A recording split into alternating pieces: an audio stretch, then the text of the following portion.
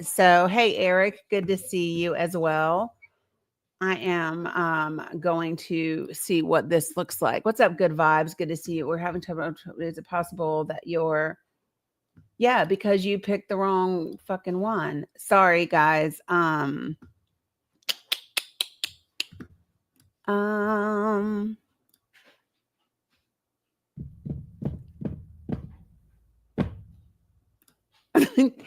So I've got to fix this for whatever reason. I am not live on Substack. It is causing an issue. So let me fix that really quickly. Hey, Conchita. Hey, Kat. Hey, Peacekeeper. What's up, Colleen? It's going to be just a second, folks. I got to fix whatever is wrong on Substack's end of the world. So let me do that very quickly.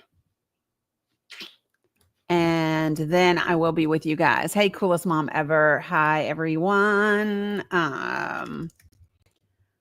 Oh, Jesus. I'm going to fix it. This is like not cool, but I'm going to generate. So this is the thing that I don't like with Substack is you have to generate a stream key every single time you go live, right? Every single time. And this is weird because with Restream, it let me update the stream key every single time. Here, it does not let me do that. And I don't know what that's going to do to it. So this is why I'm testing out this software before I determine if I want to pay $100 a month for it. Right? Yes, that is why. So let's just try this. Sorry, guys. Give me a sec. Let's see if this works. I'm going to save the changes. And let's see if that is successful. All right. So, hey, everybody. Yeah, Kathy, I'm on TikTok. Hey, Sean. Good morning. Yes, Sandy, I'm on TikTok. Hey, Tara Love. Hello, everybody. So, yeah. So for those of you guys who are asking, I am on TikTok, Facebook, Rumble, YouTube, and Substack. What's up, KT House? And hey, good morning, Jen Vet. Good to see you. Hope, yeah, Marky, no.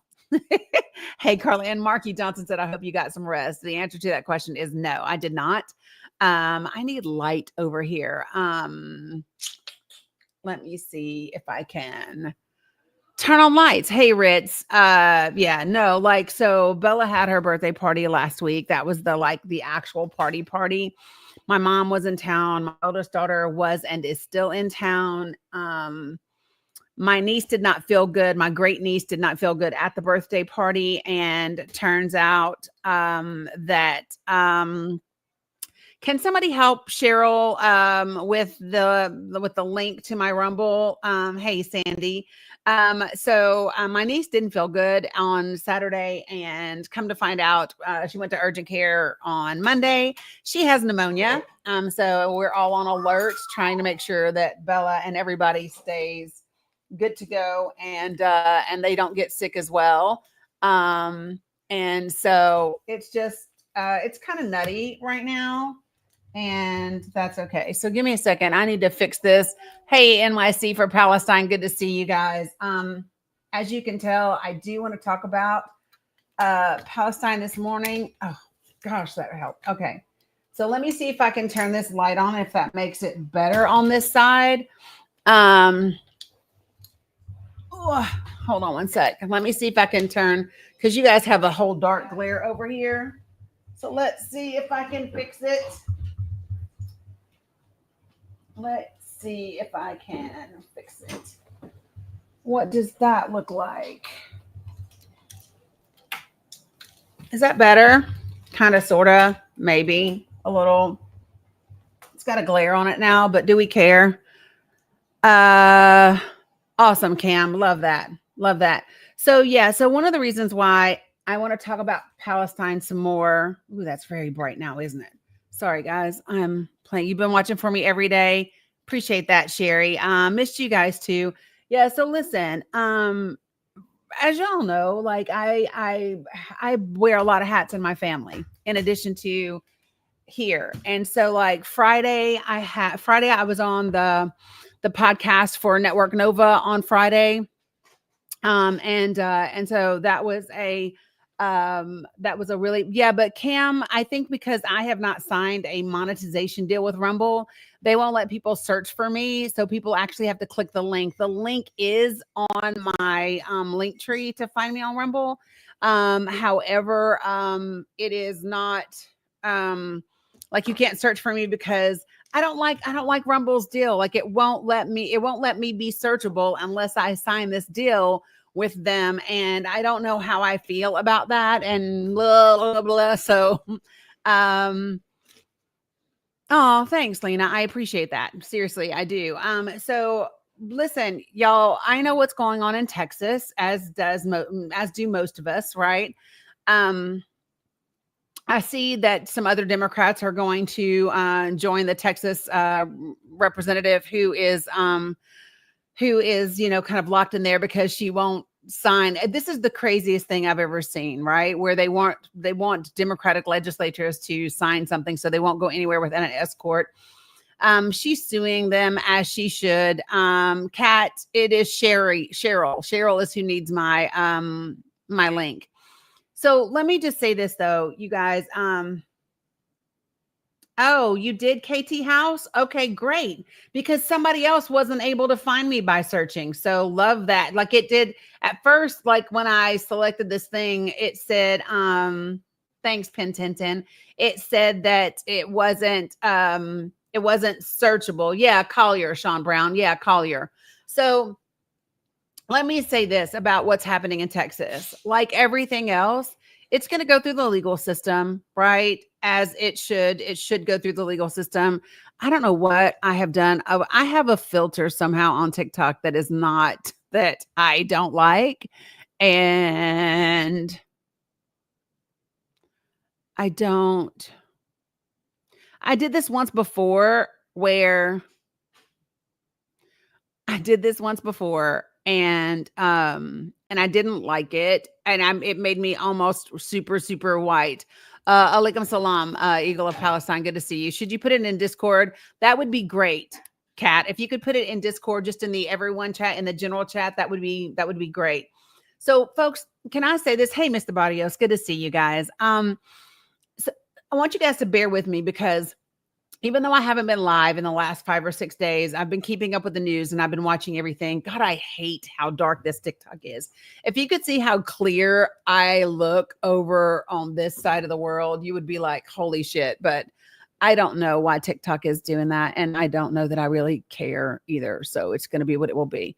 So listen, you guys know I keep saying this, that I am determined.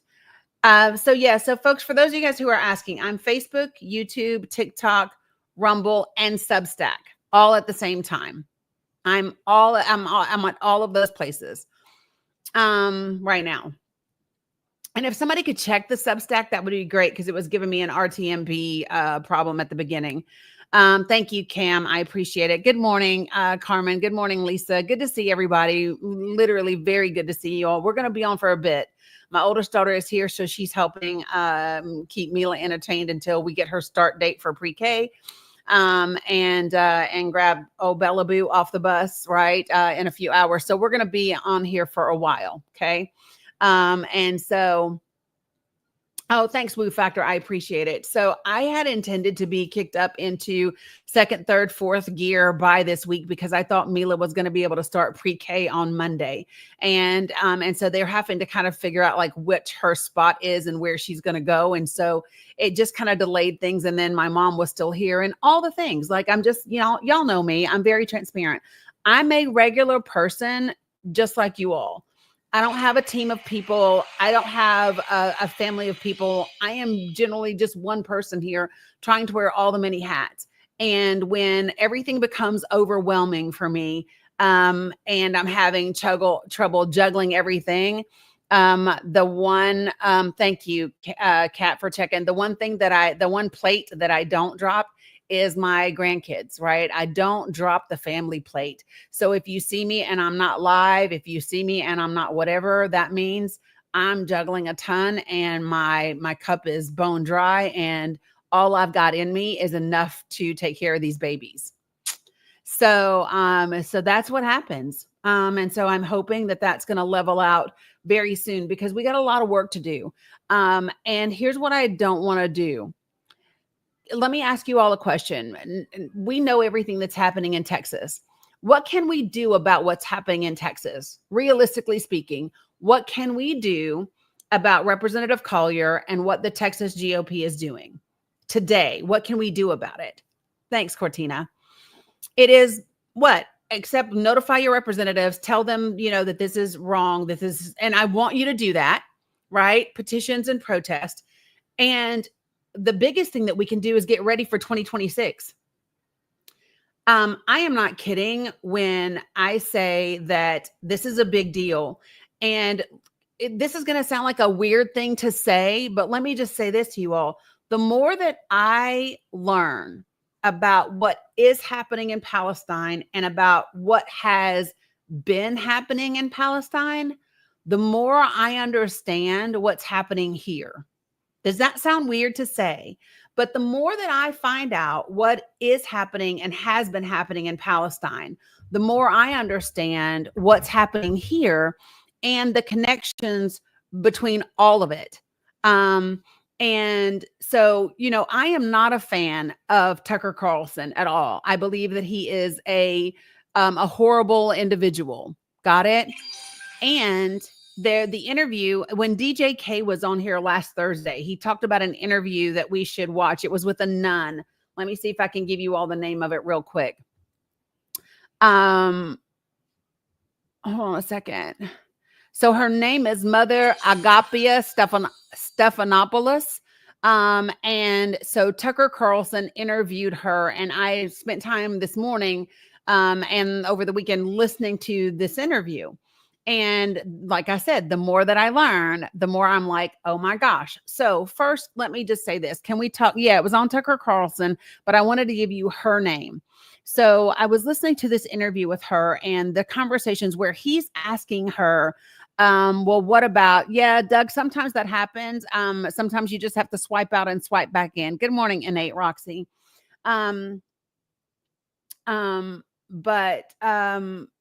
Who's, oh, you mean Sean? Are you talking about Tucker's with a bad haircut? Here's my thing. This is where I'm at. Can I tell her? Yes. Let me say her name again.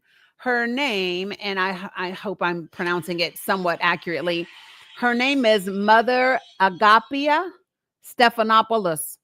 So Agapia is Agapia, which just reminds me, I told you guys I was born and raised neck deep in church. It reminds me of agape, like agape love, but her name is Agapia.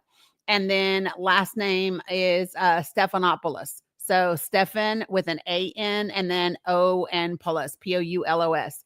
So I'm watching this video. Yeah, I'm resetting my goal. Appreciate you guys for helping out. Oh, that's not what I meant to hit. It just offered me that, and that's not what I normally select. So thanks, TikTok, but you're acting crazy. So stop it. Okay. So, all right. So let me go ahead and kind of give you, yes, I want you to reset it. All right.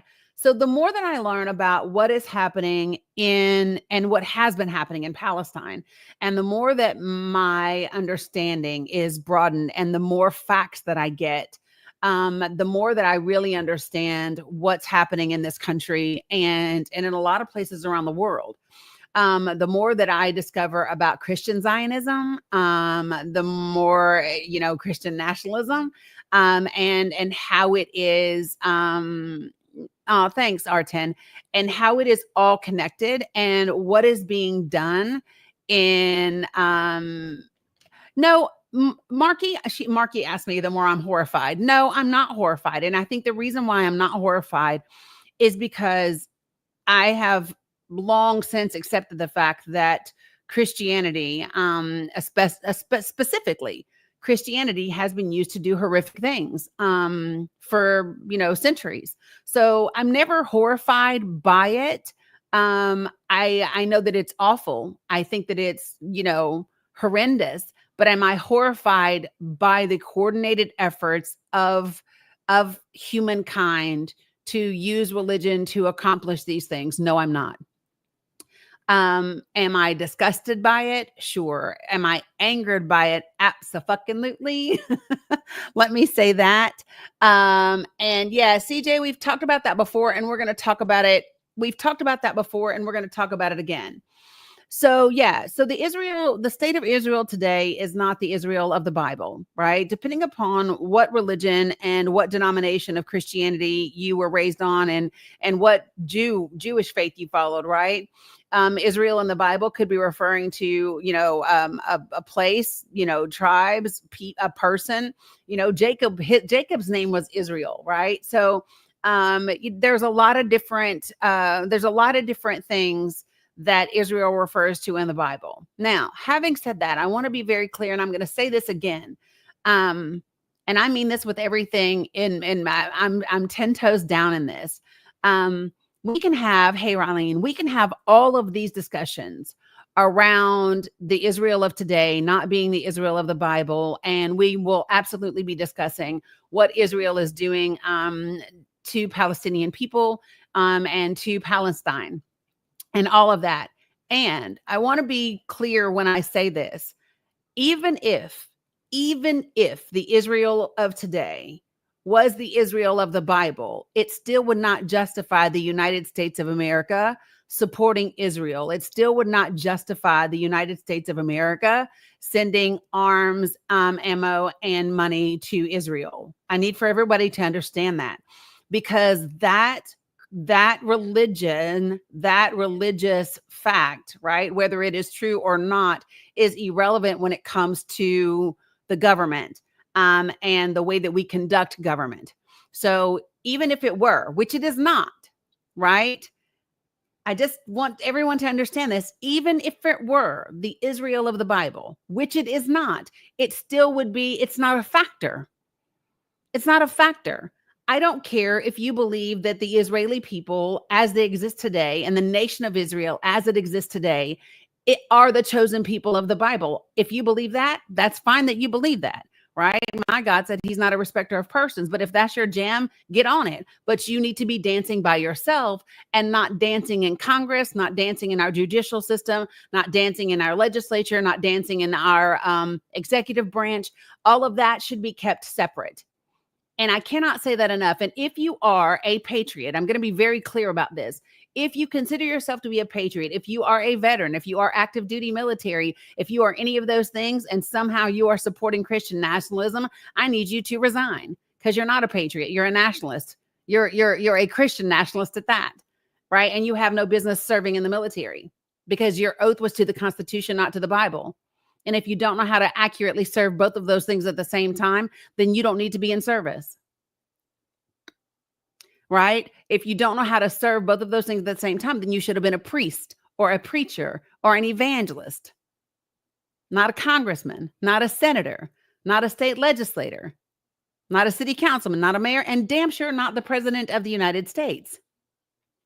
Patriots are not nationalists, Kenneth W., and I'll tell you why. I'm a patriot, but I'm not a nationalist. They are not the same thing. And I know that you like to argue with me, but I'm not arguing with you. So you can just keep down in there and keep chippity chipping. No, Laura, I have not been on the last couple of days. Yeah.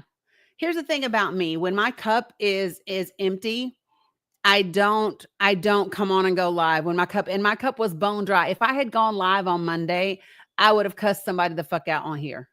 I'm just being like very direct. Hey, Nance, good to see you. I would have, because my patience is wearing very thin for people with excuses, for people that want to talk about these issues as if somehow they are amusing or they are not significant, as if we're not talking about the lives of people, right? And so on Monday, my cup was, Laura, it didn't get full, but I needed to take a break. I didn't have anything else to give. If I had gone live on Monday, I literally would have just, because I don't have it, and I don't want to be that way with people, right?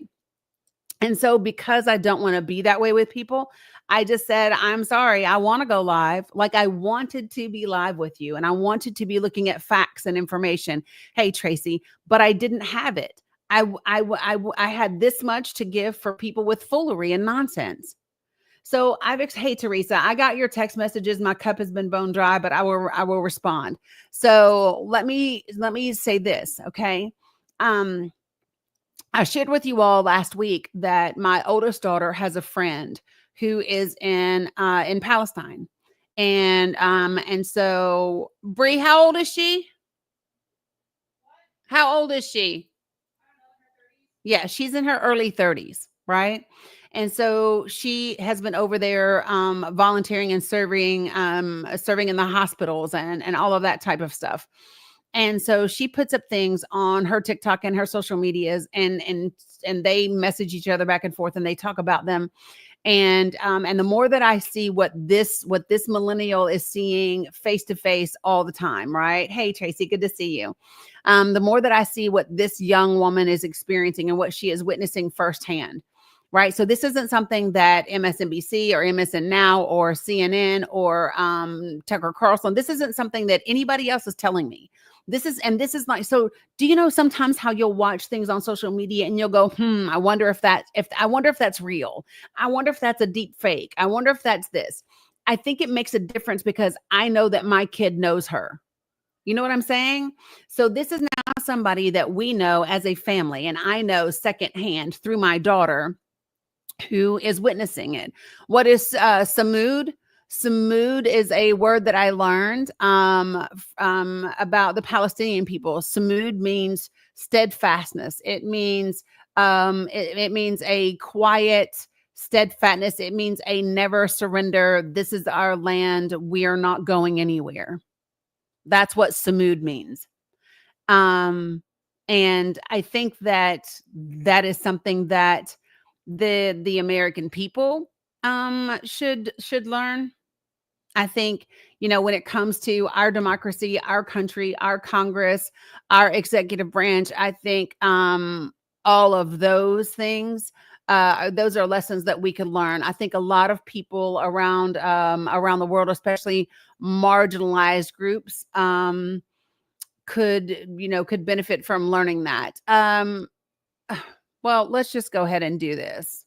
So, Chris, I'm going to go ahead and bring you up to the panel since you requested up.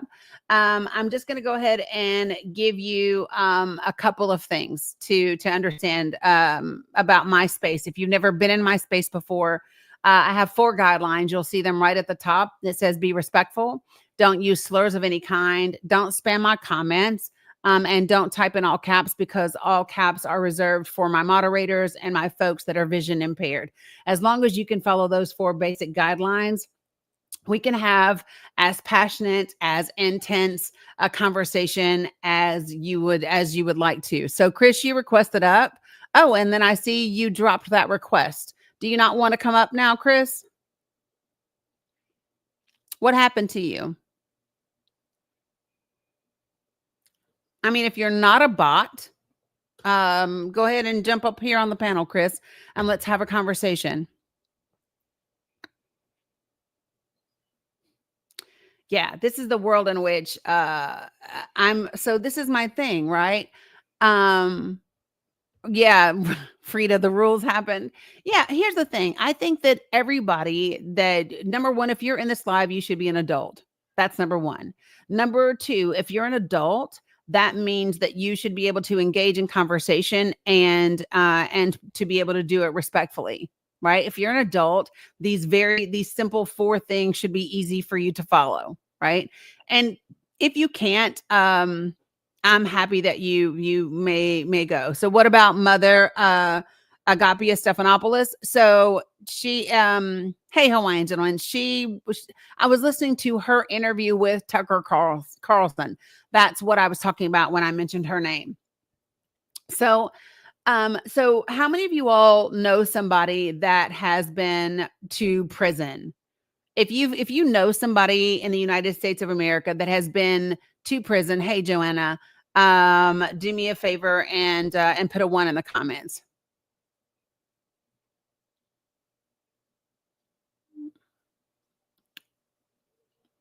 A lot of you guys know somebody that's been in prison. So if the folks that you know that have spent time in prison valued their time outside, do me a favor and put a 2 in the comments.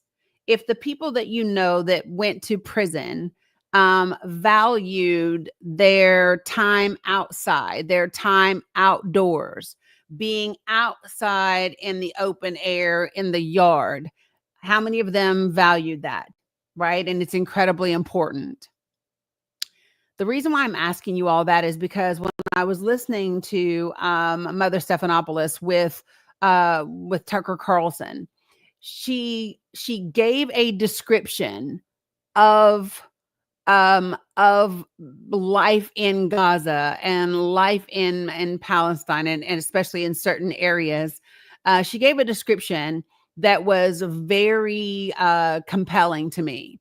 And here's what she described. She said that basically, hey, Sherry, she said that basically they have been living life for decades upon decades now in an open air prison. And I thought about that. Think about that as a description of your everyday life. And she talked about the difference between yellow license plates, green and white license plates, white license plates. How many of you guys are familiar with this license plate thing that I'm talking about? I did not. These are things that I did not know. And so that is why I am sharing them with you, because if I did not know them, there's a good chance that you did not know them. Okay, so lots of you guys did not know. Okay, so yellow license plates means that you're Israeli and you can pretty much go anywhere. You can travel on roads that were made specifically for the settlements and all of those. But if you have green and white tags and you're Palestinian, then you can't go on certain places and in certain roads.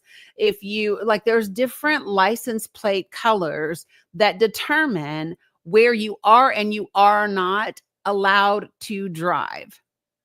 There was this conversation that as she's having this, and and she was talking about that there's very much a system of apartheid that is happening in Palestine. And yeah, so which she even talked about Christian Palestinians that she knew who were unalived by the Israeli police, the Israeli military, because they simply believed them because they were Palestinian, they just believed them to potentially be dangerous to them.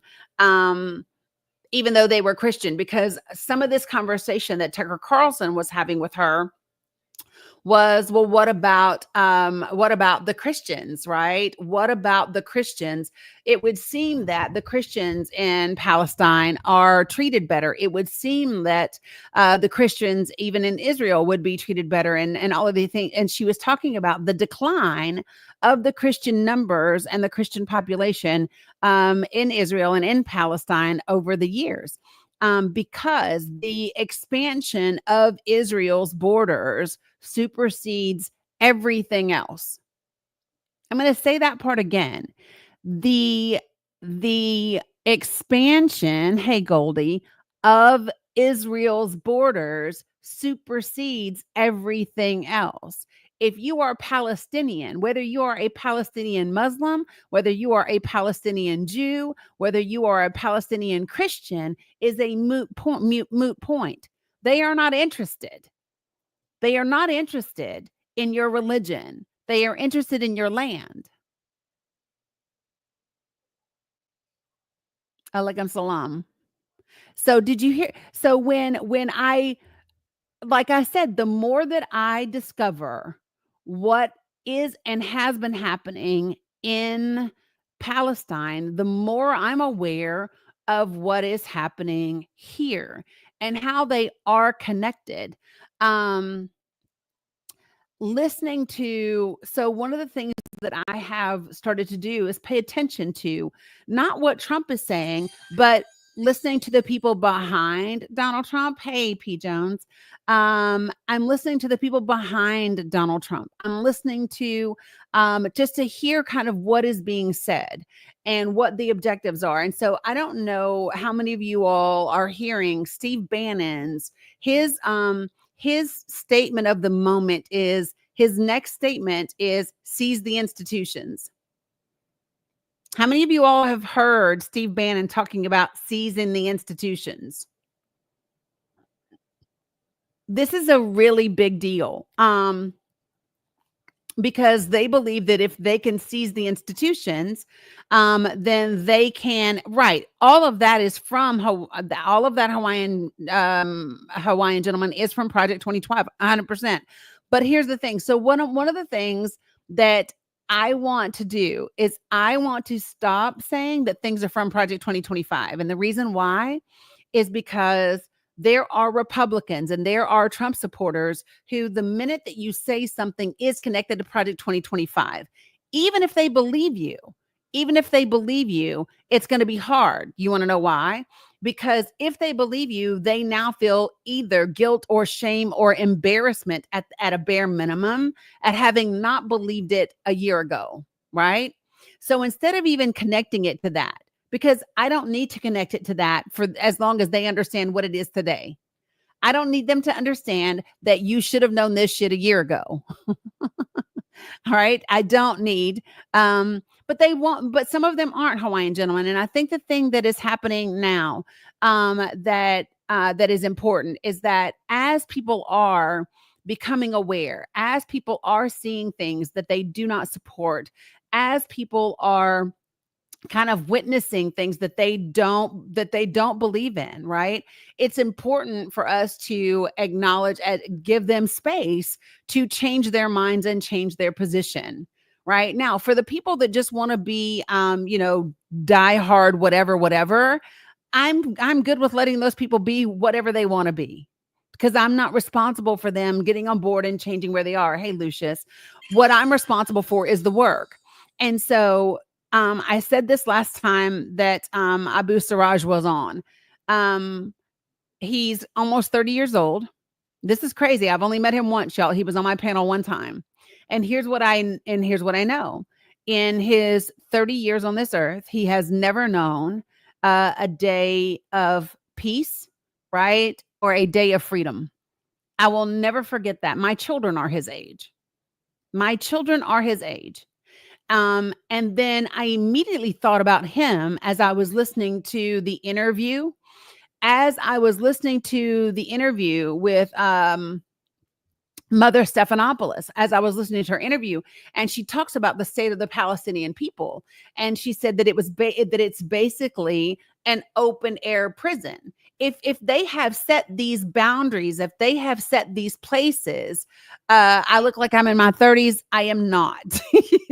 I was 21 years old when I had my oldest baby, and like I said, my kids are. 31 and 28, I think 28, 27, 28, whatever. So yeah, appreciate it, but I am not in my 30s.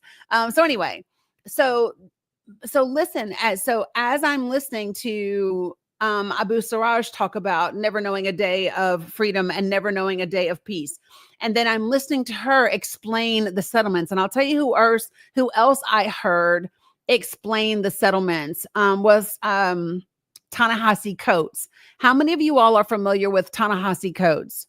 If you've heard me talk about him before, Abu Siraj, do you know this journalist that's requesting up? I met the other two journalists, but I don't know this journalist. It's Bilal Kafarna. Okay. Okay, gotcha. I always want to ask because a lot of people, unfortunately, are pretending to be people that they are not.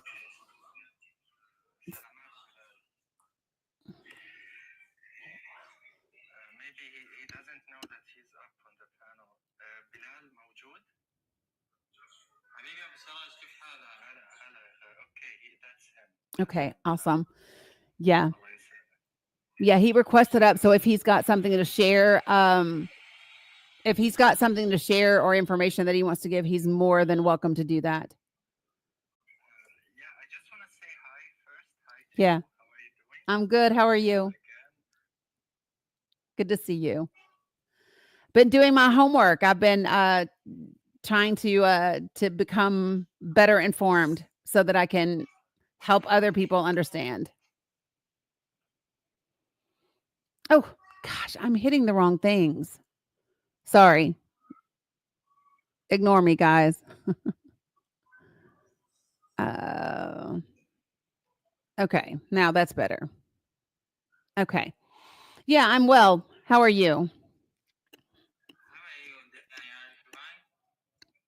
Oh, yeah. Hi, I'm good. How are you? Oh, I lost Abu Siraj. Oh, here he is.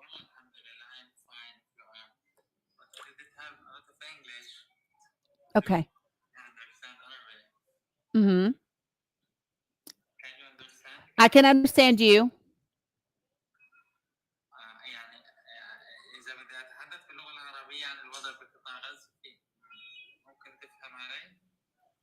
Mean, can you? Yeah, he might have lost internet. Yasmin, can you translate?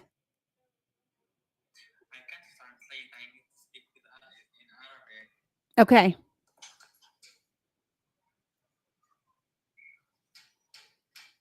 Yeah, I don't speak Arabic. But you're welcome to. Oh, wait. I think I got him. Oh, Muhammad's here too.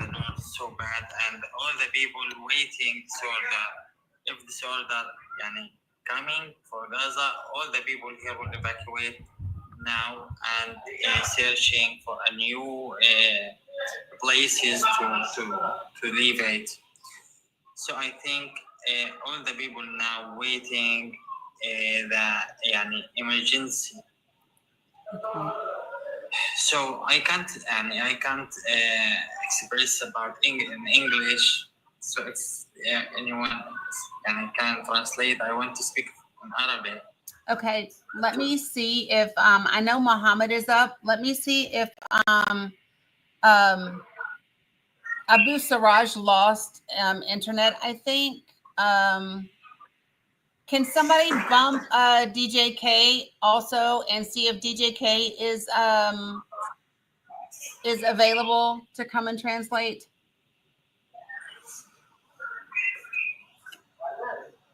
Thank you, Sacred. They're gonna get DJ K for me.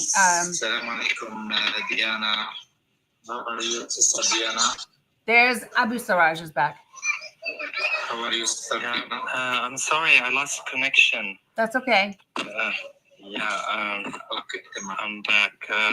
You want to hear from Bilal, right? Right. He was telling us that he's awaiting evacuation orders, but he said that he needs to say something in Arabic. If you can translate for him.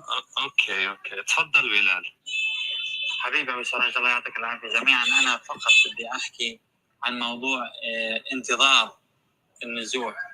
طبعا احنا موجودين الان بمدينه غزه، وتعلم انه هناك اوامر نزوح ربما يعني تاتي قريبا على الاهالي في مدينه غزه. الان كل الناس هنا في حاله تخوف وحاله ترقب شديد جدا، تنتظر هل سيكونون على اعتاب نزوح جديد ام لا، خصوصا انه معظم الناس الموجودين في قطاع غزه كانوا بجنوب قطاع غزه، ومع دخول الهدنه حيز التنفيذ عاد معظم هؤلاء الناس الى اماكنهم هنا في قطاع غزه، وبعدها عانوا من نزوح جديد من شمال قطاع غزه، وحصرنا كلنا في المناطق الغربيه لمدينه غزه. الان اكثر من مليون نازح موجود في غرب مدينه قطاع غزه، وهؤلاء الناس كلها تنتظر هل سيقوم الاحتلال بإعطاء أوامر جديدة بإخلاء هذه المدينة تمهيدا لدخول هؤلاء.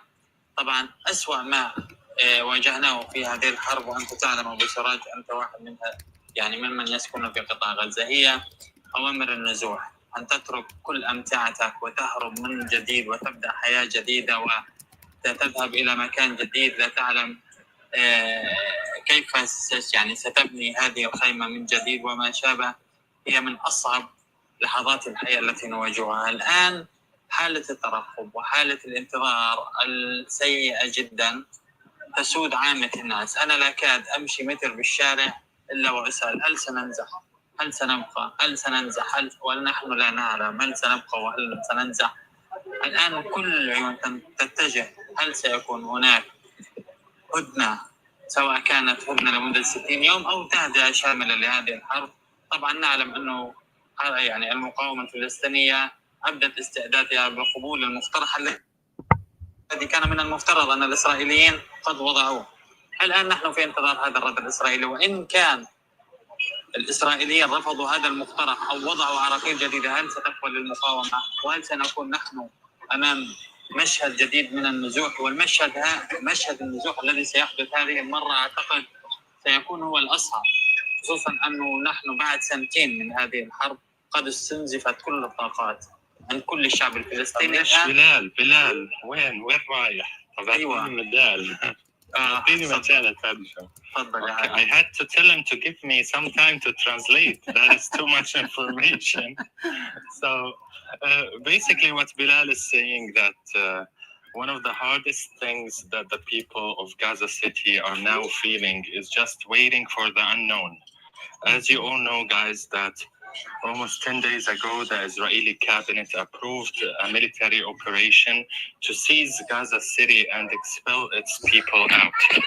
And as a result, almost 900,000 people who are currently now in Gaza City are concerned about what might happen to them in the coming days. They are still waiting to see whether are they going to be forced out of Gaza City or not. Especially that the whole experience of this placement is something truly difficult, in which you have to take all of your belongings, leave everything behind, and go to another place and start over from the scratch. So everyone in Gaza City now concerned about what might happen to them in the coming days. And for him as a journalist, wherever he goes, people see him and ask him, what do you think is going to happen? Are we going to get displaced again or not? Are they going to agree on the ceasefire or not? I don't know if you know this guy. Bilal, والله mute دقيقة. أنا مش عارف أعمل ميوت. هم اللي بيعملوا ميوت. He doesn't know how to mute himself. I did it. I got him. Okay. So the last point he said that regarding the ceasefire, the Achi group or the Palestinian resistance already approved Witkov proposal, and now they are waiting for the Israeli response to this proposal. They are still waiting to see whether the Israeli government is gonna agree on it or not. If they didn't, the situation is gonna be catastrophic to all of us.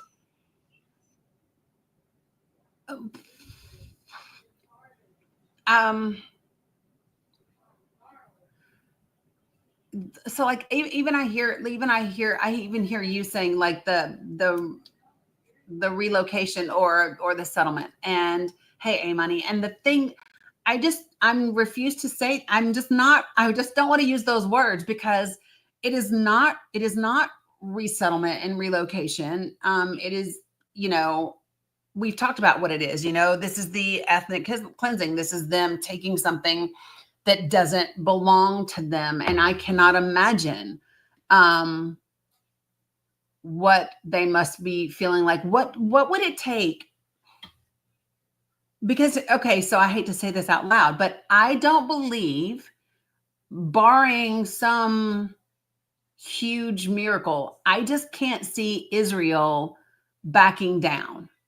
I just don't know, without the West really coming down hard with sanctions or something like significant to them.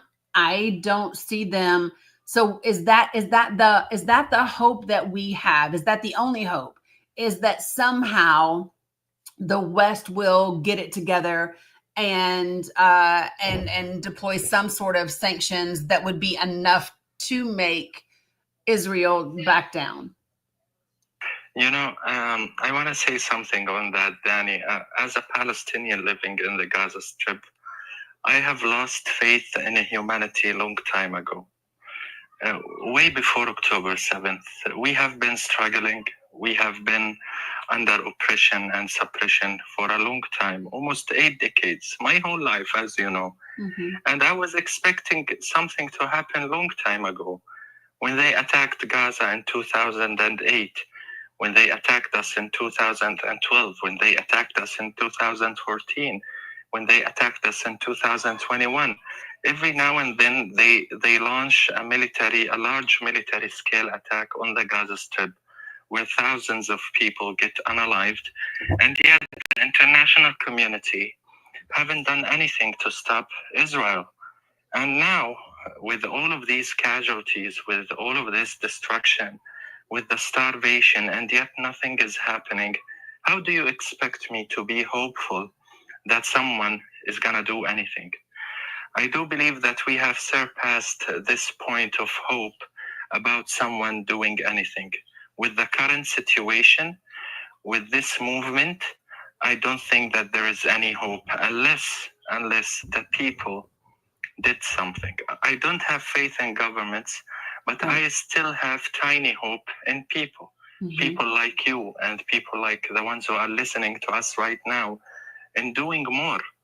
We need to realize that everything that has been done to support the Palestinian cause so far wasn't enough. It didn't create enough pressure on the Israeli government to stop its genocide and to stop the starvation of my people. So we need to recognize the problem in order to fix it.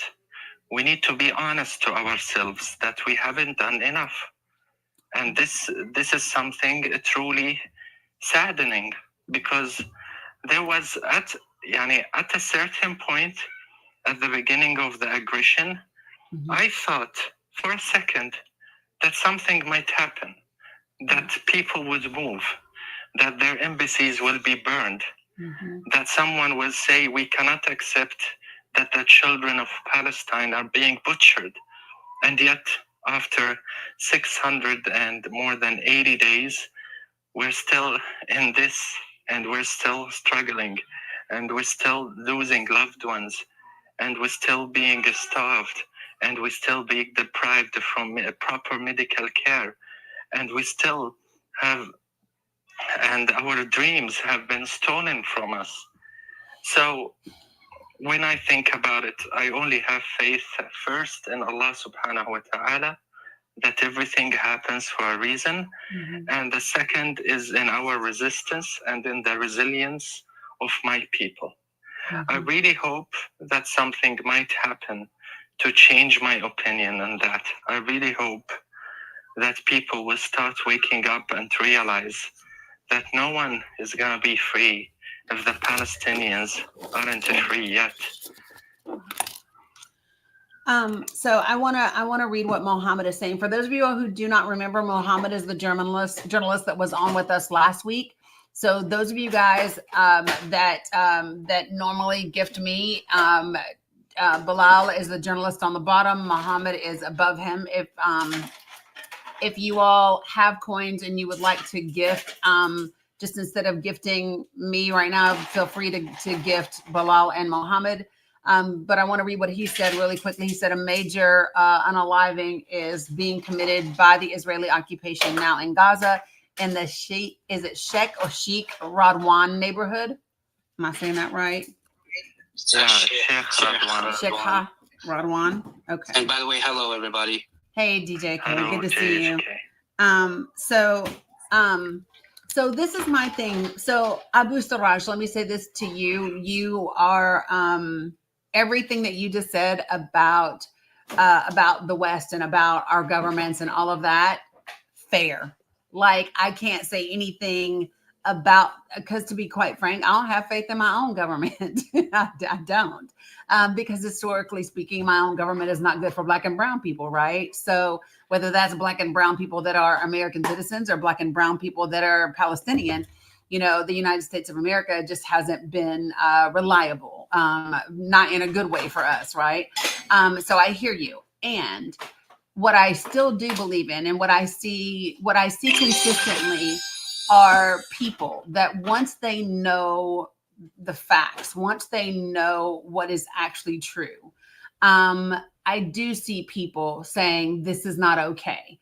I do see people saying we must do something to stop it. So while I don't have faith in government, I do have faith in humanity and in people. What I think is that so many of us just did not know. When you said 2008 just now, 2008, I can remember I was so excited because Barack Obama was elected president of the United States. And I was like, hell yeah. Like, I mean, it was a great. And so as soon as you said that year, I'm thinking, oh, I was celebrating. I was so happy. And then at the same time, you all were being attacked, but it was something that I did not know.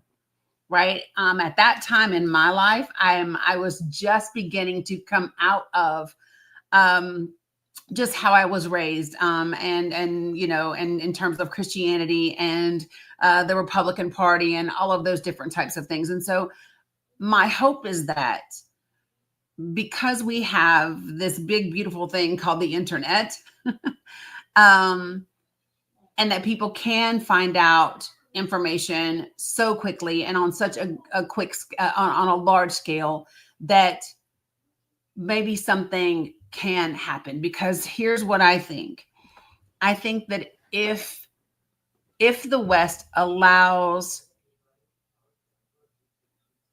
Israel, Netanyahu and the Israeli government to continue intentionally starving and unaliving Palestinians in order to take their land, I think it will have global repercussions that I don't know if we as an entire global society can come back from. It will take so much to get back. You know what I mean? I agree with you on that, Danny, too. تفضل أبو سراج. Go ahead, brother. Okay, I'm sorry, DJK. Danny, let me tell you something. I always ask myself this question. How many Palestinians have to die in order to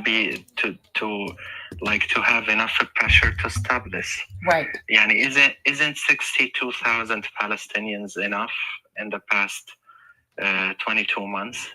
Yeah. And those are only the registered ones that were able to be taken to the hospital. But we have almost 15,000 Palestinians who are still missing under rubble.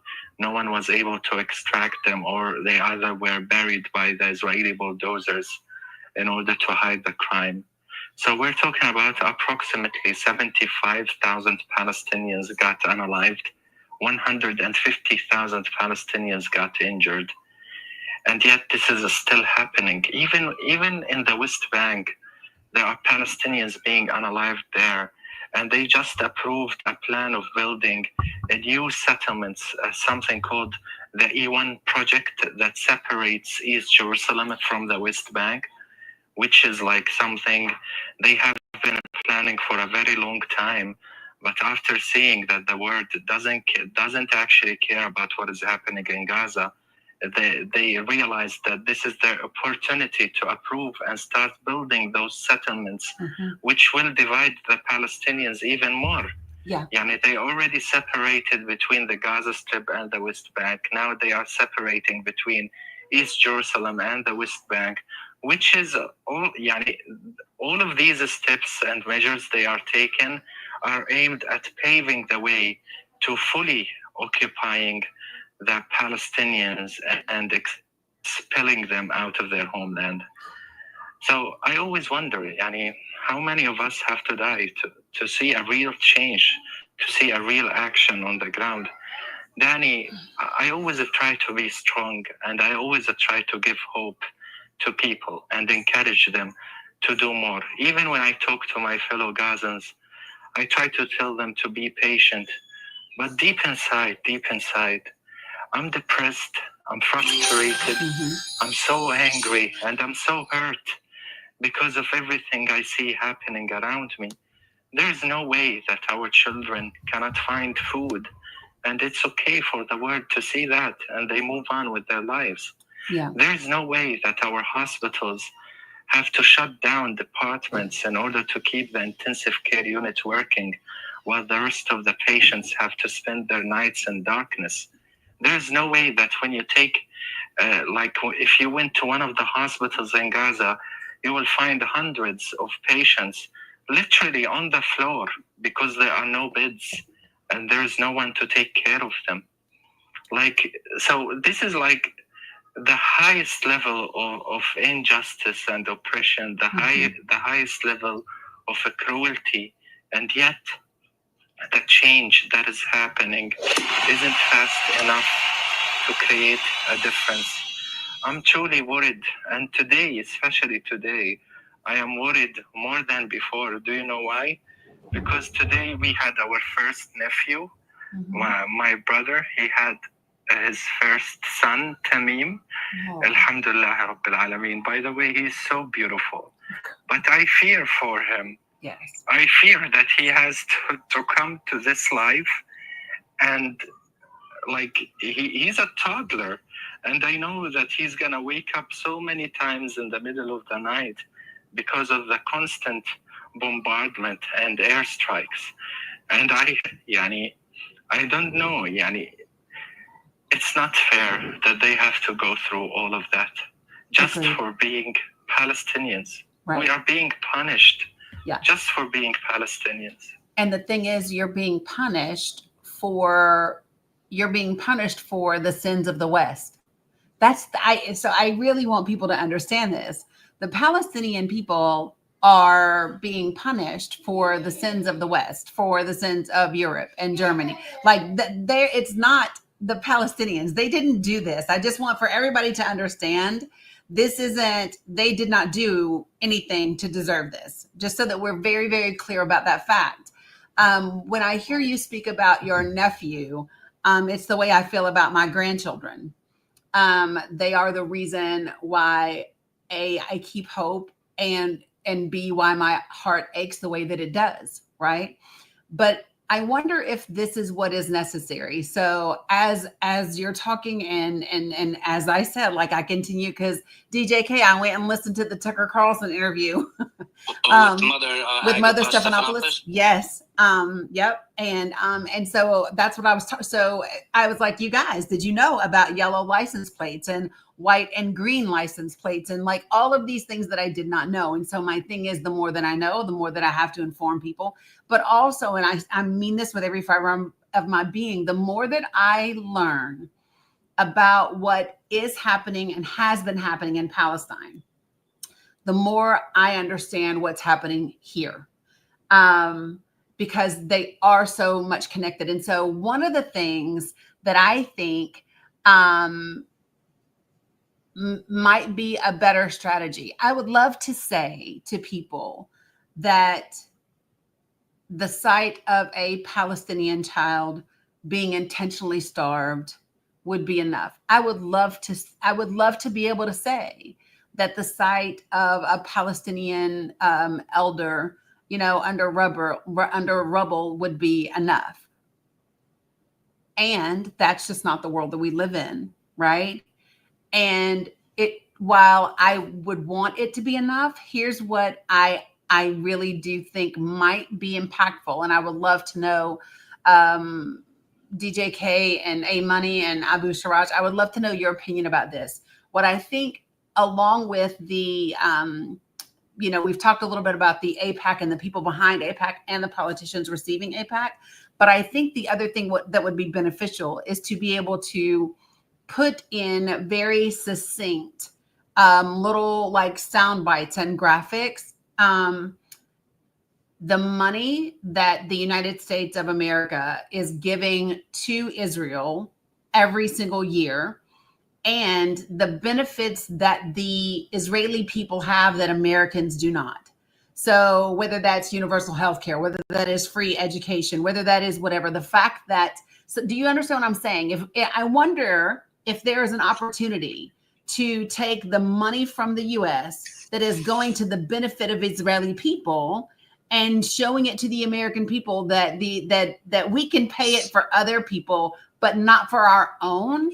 And if that might be something that shifts the tide. Does that make sense? Is what I'm saying? Yeah, it definitely makes sense. And to maybe make a soundbite in a video, completely detailing that, absolutely, I think would be beneficial. I will tell you, Dani, this is something that I focus on every single panel, every single day that I am on.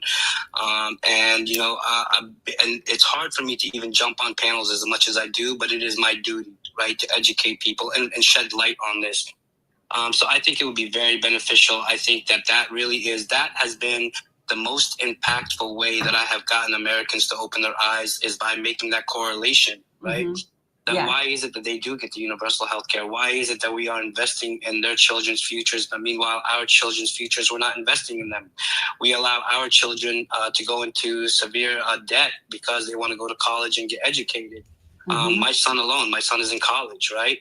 Yeah. He's fortunate enough to have me that I'm able to help him with that, right? But obviously, many people are not that fortunate. Okay? So I think people do need to be able to understand that, and we need to be able to make that correlation. Yeah. 1,000,000%. And actually, I tried to join your Discord, but I was one of the impatient ones. I guess I didn't wait the 10 minutes.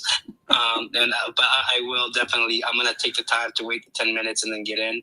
Have we gifted? Hold on, let me see if I can do this real quick. So can I? Let me see if it will let me. I need to.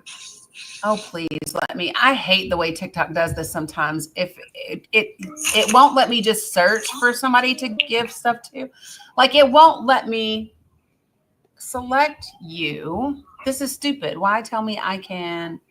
Can I gift a subscription? It won't let me gift you a subscription, because here's what I was going to say is if you are, hold on. I was a subscriber. I lost my subscription today. I expired, I think today or a couple days ago. Okay, so what we'll do is I was trying to gift DJK a subscription, because once you're a subscriber, if you hit the star at the bottom of TikTok and you go to subscriber perks, it'll just take you right on in. Yeah, it'll take you right on in. Yeah, and there's something else. There's actually a few things, and I'll wait to speak on all of them because there's so many things that I heard that I would love to speak on. But I want people to really understand, right? So when we see the outrage about what's going on in Ukraine and Russia, okay, you know, we have to understand, and it deserves the outrage, obviously, right? But when we're looking at the statistics and we're seeing the children that have been unalived, it's 0.05% of the population, 0.05%. When we look at Palestine, it is over 37% of the population of the children are being affected by this. 37%. I'm sorry, 37% of the unalivements are children. 37% of the unalivements are children, whereas Russia and Ukraine is 0.05. So, you know, I really don't know. Actually, I do know. It's because we are brown. Yeah. Plain and simple. Yeah. Plain and simple. I'm just going to call it for what it is. It's because we are brown, and they look at us in a certain way, right? The world has been indoctrinated to think that, well, you know what? They're Muslims, so they're automatically teased. They are Palestinian. They are automatically teased. And it's unfortunate, right? It's unfortunate. But this is the reality of the matter. But go ahead. I'm sorry. So let me just, so even, listen, you guys, if you have not watched this interview, I will put the link in my link tree. I recommend you watch it because I want you all, there were so many different distinctions that she was making in this interview about Orthodox Christians versus, you know, kind of the Christianity that I was raised with and that a lot of people were raised with. And she's also talking about just the difference in, like, I did not realize that, like, they would just, that Palestine was never defined. When the UN all of a sudden decided that Israel was going to become a state and get part of Palestinian territory, that Palestine was, according to her, she said, never defined. And now this part I don't know a lot about, but she was talking about areas A, B, and C, right? And these walls that Israel is putting up that are not for protection, but that are literally separating Palestinian people from their schools, from their loved ones, from all of these different people and places. And yes, honey. Okay. Bree, can you help? Did you all hear her? Hopefully you didn't. But that's the 4-year-old grandchild who's in the restroom, and she said, Tutu, she needs, the one that you need help with when you're little. But anyway, Number two. number two. And I was like, okay, girl. But so here's the thing, right? So it's going to sound weird but all of these things I'm kind of drawing correlations to in my head. So how many of you guys watched Shiny Happy People on Amazon Prime? I've never watched it. Oh, okay. So season 2 has come out. Season 1, DJK, was a lot about the Duggard family and, the 19 and counting, 20 and counting, and all of that. But it ends up connecting the Christian movement, the Christian nationalist movement in this country. And it shows you its integration with politics. So follow me. So Duggar, because I just thought they were a reality TV family. I did not know that they came from an organization called the ILB, and that the guy that ran it his name is Gothard, right? And that they had homeschooled all of these children using these wisdom booklets, that this was their curriculum. And it was set up to make, trad wives, but it was also set up to have these young people infiltrate Congress and to infiltrate the political system. And they talked about the Joshua generation. The guy who got the furthest in the Joshua generation was Madison Cawthorn. You all remember him from North Carolina. Mm-hmm. So, but so then after that, they had the Teen Mania, which was the next group. And out of that group comes Charlie Kirk, right? And here's just what I see happening. I see this connection between Christian Zionists and Zionists from Israel. Yes, honey. Those? Oh, hers bottom in the dresser, bottom right hand drawer. Yeah, those are hers. But it's like okay. So part of it is to push the Christian nationalism here in America so that it becomes its own dictatorship. And in order to make that happen, there's this relationship with the United States of America and Israel, right? And Israel is taking over as much as they can, right? Israel attacks all their neighbors. It's funny because people are trying to make this correlation between being mad about the Israeli government, being mad at Netanyahu as anti-Semitism. It's the same way here. People keep saying Christians are being persecuted, right? And here's what I want to say about both of those two things. If you do not want people to criticize you or condemn you, mind your business and stop attacking everybody. Stop trying to colonize people. Stop trying to indoctrinate people. And that's what's happening everywhere, if that makes sense, right? So what is it called again, Dani? Okay, so it's Shiny Happy People. Shiny on Prime. Shiny Happy People, and it's the Duggard family. And it will take you through the Gothard, this man. It's crazy. And of course they have, and it's all tied. So like all of them, there's a lot of predatorial stuff and allegations and legal charges and court cases that end up coming out. And a lot of people that came in that are now looking back going, oh my God, I was raised in a cult. I didn't know that it was a cult. I didn't know and now they do, right? And so if you take Shiny Happy People and you take bad faith, and then you take this corrupt relationship that the United States of America has with Israel that is rooted in a misrepresented Christianity, That's how you get to what is happening in Palestine. Does that make sense? That's how you get to it. And it's all about it's just all about domination and power and greed. That's it. That's it. So Abu Siraj and Muhammad and Bilal, my thought process is this. It takes the people to change it. It won't be the governments. It will be the people that make the governments change. I agree with you, Dani. I agree, and this is why we are spending most of our time advocating and raising awareness. Because I do believe when more people realize actually what is happening in Palestine, it's not gonna be easy. It's not gonna be too soon.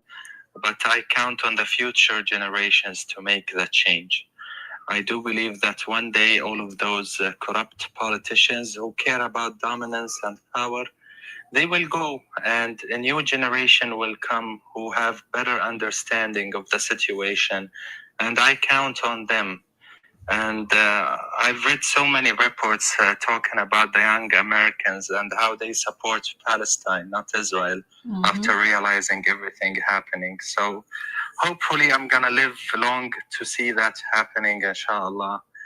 I want my nephew Tamim to have a good life with no fear, without being in danger, without having to struggle in anything, because all children deserve a better life. All children shouldn't be a victim of war. All children shouldn't be starved. They shouldn't be oppressed. They shouldn't be collectively punished the same way Israel is doing. No. Can I take a minute, because I hear this is something that I used to say that I have now stopped saying, and I want to pass it along to everybody else. So one of the things that people keep saying is, I support the innocent Palestinians. I want you to understand that is 99.999999999% of all Palestinians. I just want you to hear me when I say that. And even the people that committed the acts on October 7th, right? I need for y'all to hear me when I say this.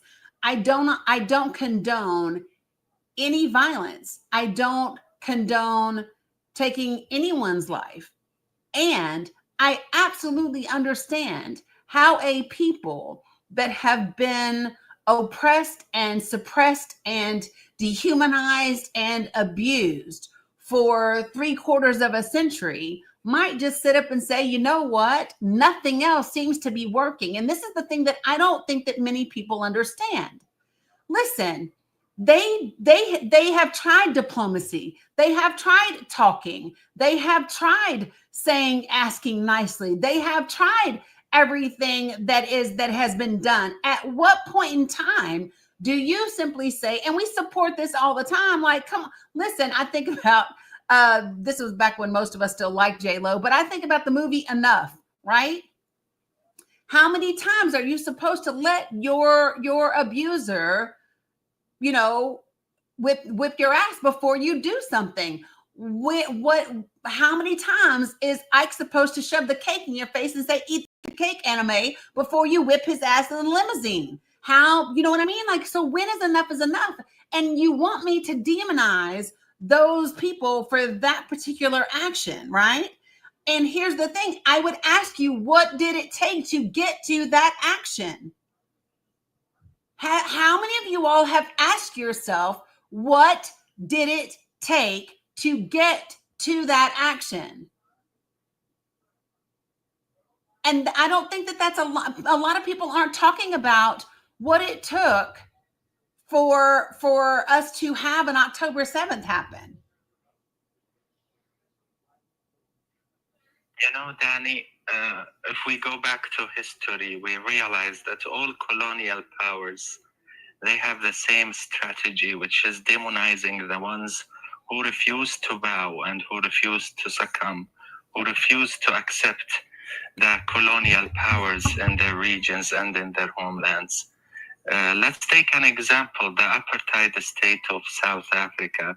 Nelson Mandela, a great man, a great hero, he was in jail. Yep. He was labeled as a criminal. Mm-hmm. He was labeled as a bad man until he became free, and the whole world realized that what is happening in South Africa shouldn't be happening. And when I remember the experience of South Africa, I feel somehow hopeful that one day the Palestinians will have the same justice and will have the same opportunity of living in equality and a peaceful environment without apartheid, without occupation, without oppression, without injustice. Wallahi, Dani, we are not asking for too much. Mm-mm. We just want to be treated like other people. Right.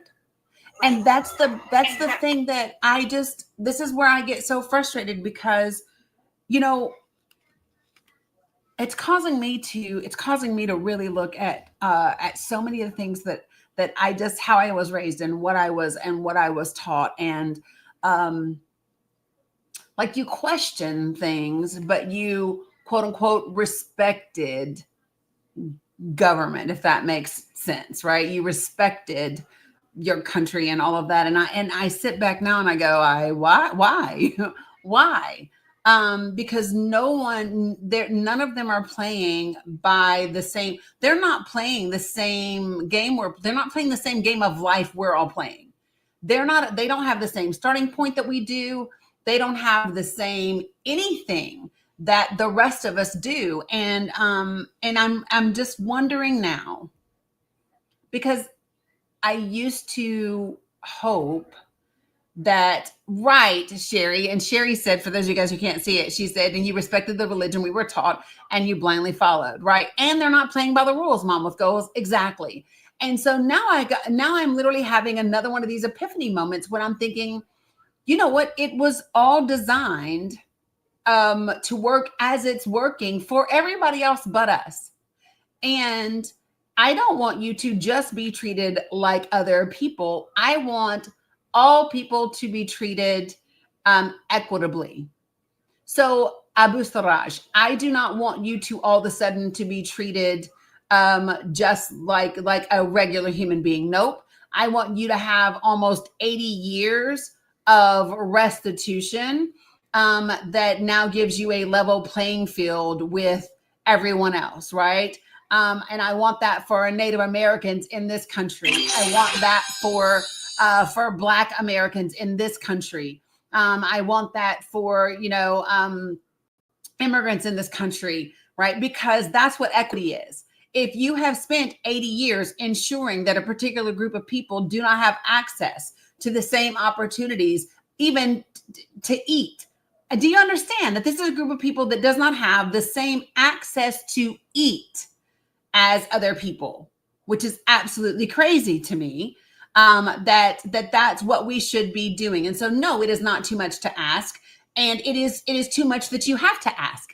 It is too much that you have to ask. And so the place where I believe that we all need to be getting is if you, and when I say you, I'm talking to anyone that is supporting the actions of Benjamin Netanyahu, if you are supporting the actions of the IDF, if you are supporting the actions of the Israeli government, if that's what you're doing, then I'm going to be very clear. I'm now talking to you. You need to have, especially if you consider yourself to be a Christian, you need to have a little talk with Jesus.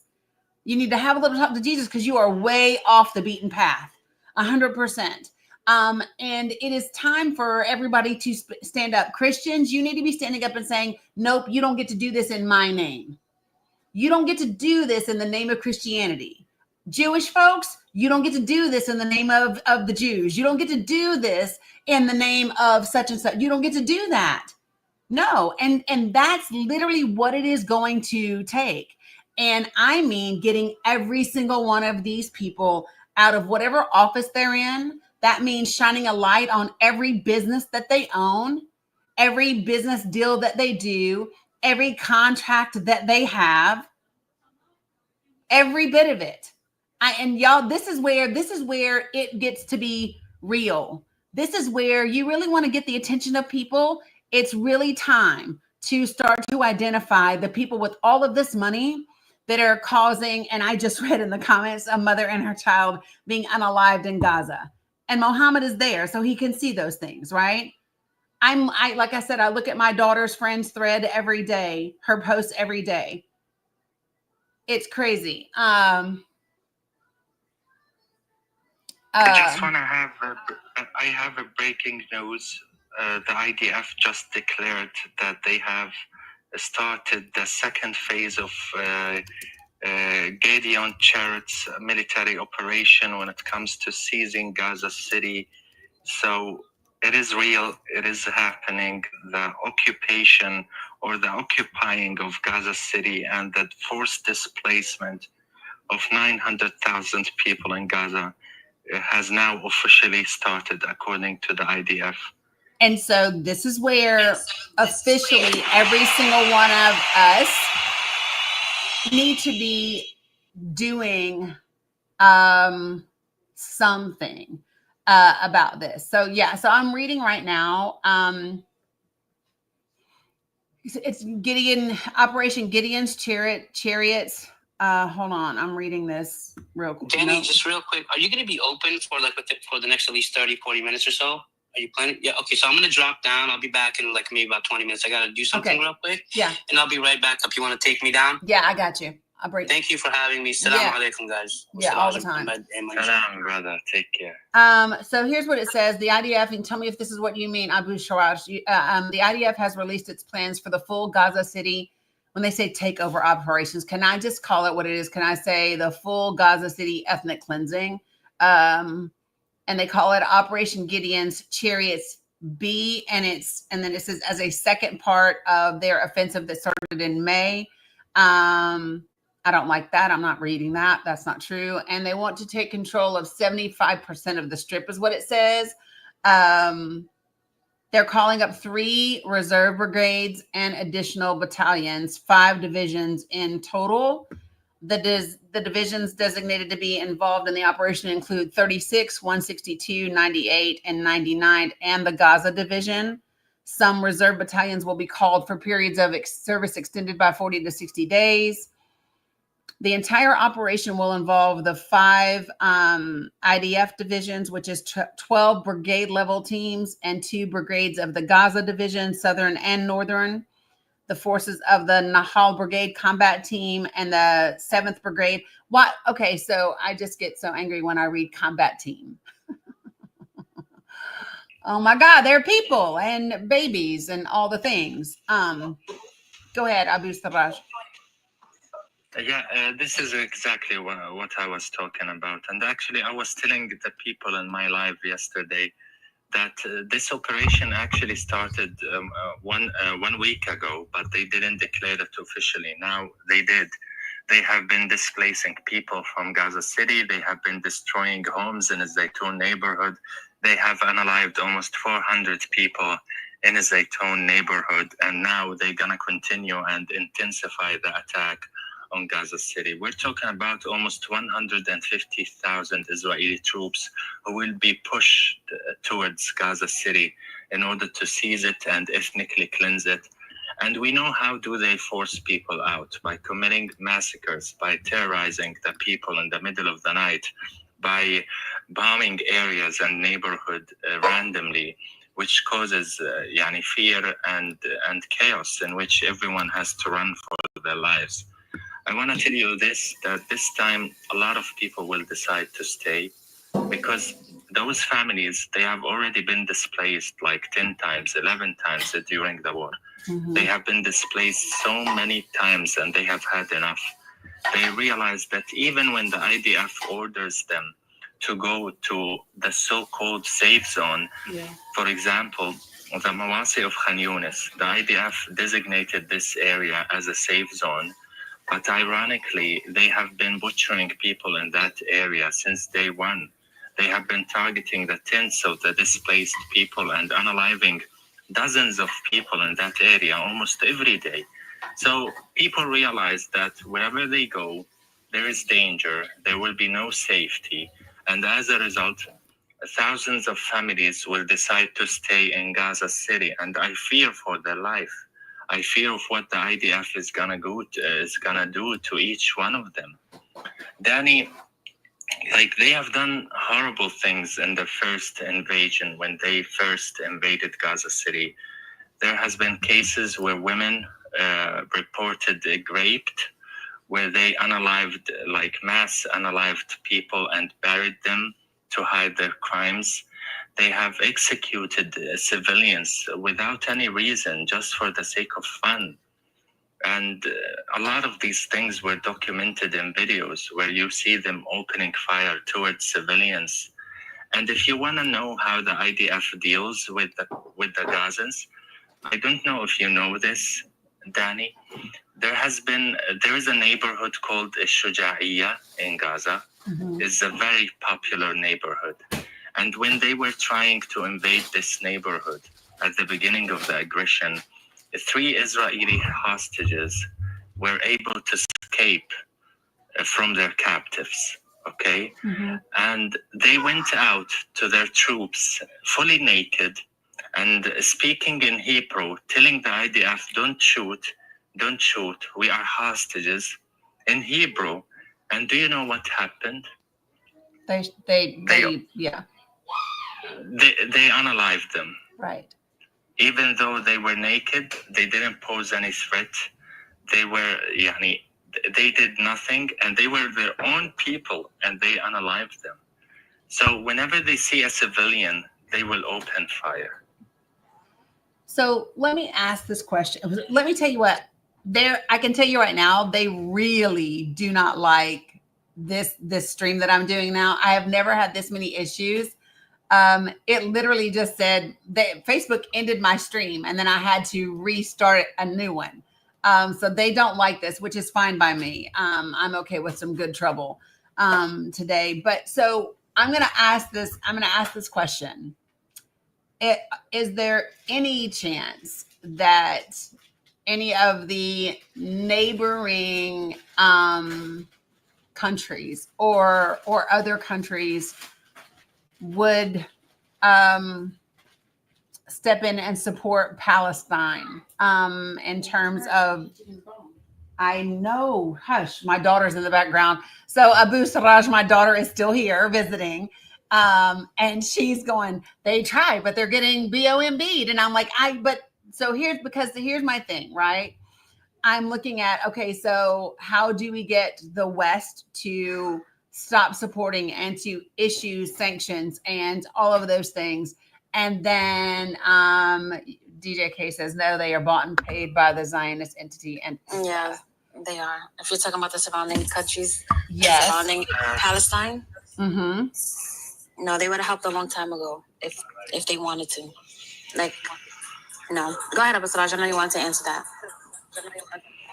Yeah, regarding this point, in order for you to understand, first of all, we need to remember that the colonizers were colonizing our area for a long time. Mm-hmm. And before they leave, they decided to divide us into countries. Like, there was, they created those borders for Lebanon, Syria, Jordan, Egypt, Palestine. They created those borders to keep us divided, so that when something happens in Palestine, the others will mind their own business and not do anything about it. So this is their way. This is the new shape of occupation. The Arab governments, the current governments that are in the region surrounding us, they were brought by the colonization forces. They were brought to existence to control their own people, to suppress their own people, and to keep them under control. So basically, those governments will never be interested in helping the Palestinians because they only care about themselves. And they are typically Zayus. For me, I see them as Zayus. They were put in their places to keep their people under control and not to allow their people to even protest for the sake of Palestine. Egypt, like, it's one of the neighboring countries, and they are not even allowed to march in the streets and say free Palestine. Can you believe that? And if anyone does that, The second day, they disappear. They get arrested, and you don't hear about them. So that is what they are attempting to do. So what he just said, you all, is exactly what we were reading in Project Esther. And this is why it is so important for people to understand what Project Esther is and how this is all connected together. So when the Heritage Foundation, which by default means the GOP, it means the Republican Party in the United States of America. And you might say, well, not all Republicans are part of the Heritage Foundation, or not all Republicans support the Trump administration. Here's what I know. There's not a single inch of the Republican Party that has had the guts to stand up and say no to any of this. So right now, every single Republican member of Congress falls into that bucket for me, because while you might say, well, they're not actively participating, what I can tell you is they're not resisting, and they're definitely not shutting it down, right? So when we talk about what is happening right now, you have to understand that in the United States of America, if you can be designated a sympathizer or supporter of a T organization or their network, right? And that's a T-RIST organization, right? Or their network, then you lose your rights as an American citizen. You lose your right to due process. You lose your right to a speedy trial. You lose your rights to all of those things. And this is why the Heritage Foundation is saying they specifically want to have organizations and institutions to be part of this mass effort to identify anyone that is anti-Benjamin Netanyahu, anti-Israeli government, or to put it very plainly, anyone that is pro-Palestine, and they want to be able to identify you in order to label you as part of, if you're an individual, then you are going to be part of what they call as the HSN, and that is not the Home Shopping Network, people. That is the H organizations support network. That's what they call it, right? And if you are a corporation, if you're an academic institution, if you are any of those things, right, then they are going to call you an HSO, which is the H supporting organization. They want to be able to do that, to label you as something that you are not. And exactly what Abu Sarraj says when he says, hey, if they were pro-Palestine, or if they said free Palestine, and then we didn't see them 2 days later, that is very similar to what we are talking about when they say seize the institutions. That's what they mean, people. And so again, there's a direct correlation between what is happening in the United States of America and what is happening to Palestine at the hands of the Israeli government and Benjamin Netanyahu. So give me 1 second. So before I bring this individual up, because I don't ever want my lives to be echo chambers, and I'm okay with having people that disagree and that are oppositions. I'm going to give you some guidelines, though, before I bring you up. Folks, in this space, I ask that you are respectful. I ask that you do not use slurs of any kind, or you will be muted or booted from my live. I ask that you do not spam my comments, right? And that you don't type in all caps. That's it. So having said that, you might want to follow those guidelines if you intend to join my panel. The other thing that I'm going to ask you to do is to be fact-oriented and be ready to come with facts, because I'm going to require them in the conversation. So having said that, I'm going to bring up back our friend DJ K. Next, I'm going to bring up Lemon Ice. So ain't no way Lemon Ice is on the panel. Yeah, so I don't even know who Lemon Ice is. Maybe you all do. Do you all know Lemon Ice? They never come up on panel though, so that's kind of shocking, actually. They are here today. Okay, so great. Lemon Ice, good afternoon. How are you? You got up here and now you're teacupping, so come on back. Yeah, Danny, he might be reporting. Yeah, he might be reporting. Specifically just to do that bio stuff. That's what they do. He might be reporting if he's on teacup. I suggest you bring him on. This is exactly what he's doing. I got it. Okay, so somebody go ahead. So see, and I don't know who that is. I don't know that person, but this is my thing, right? If someone is willing to, they're very, very vile. Look at you guys. So somebody go ahead. One of my mods, can you all just report lemon ice, and then block appropriately. So let me just say this, folks. I am open and game to talk to just about anybody now, because I am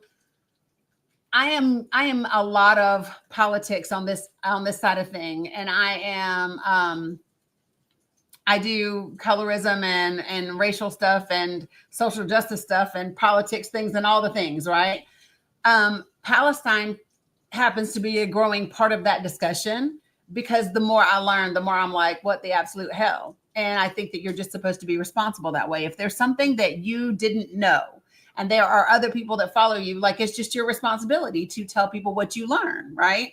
So as that happens, there are new folks, right? The more it connects, NYC for Palestine. And so, but the more that happens, there are going to be people that come up on here. And I've done MAGA folks, and I've done all the other people. That part doesn't bother me.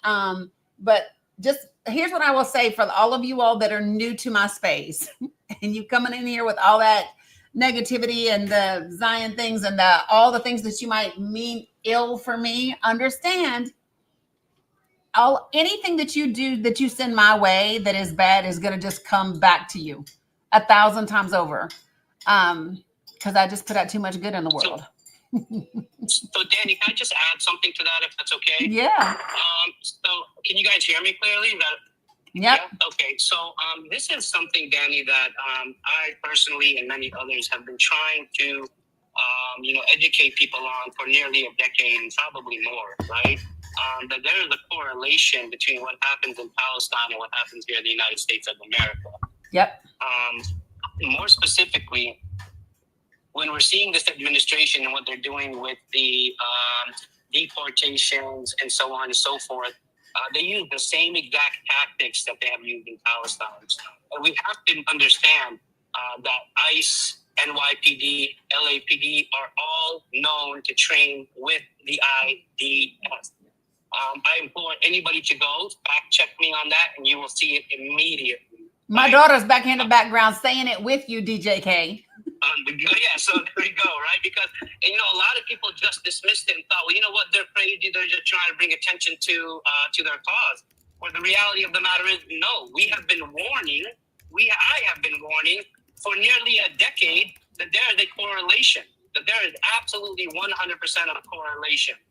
So I wanted to add that, and I just wanted people to understand whatever we're seeing here in the U.S. It goes hand in hand.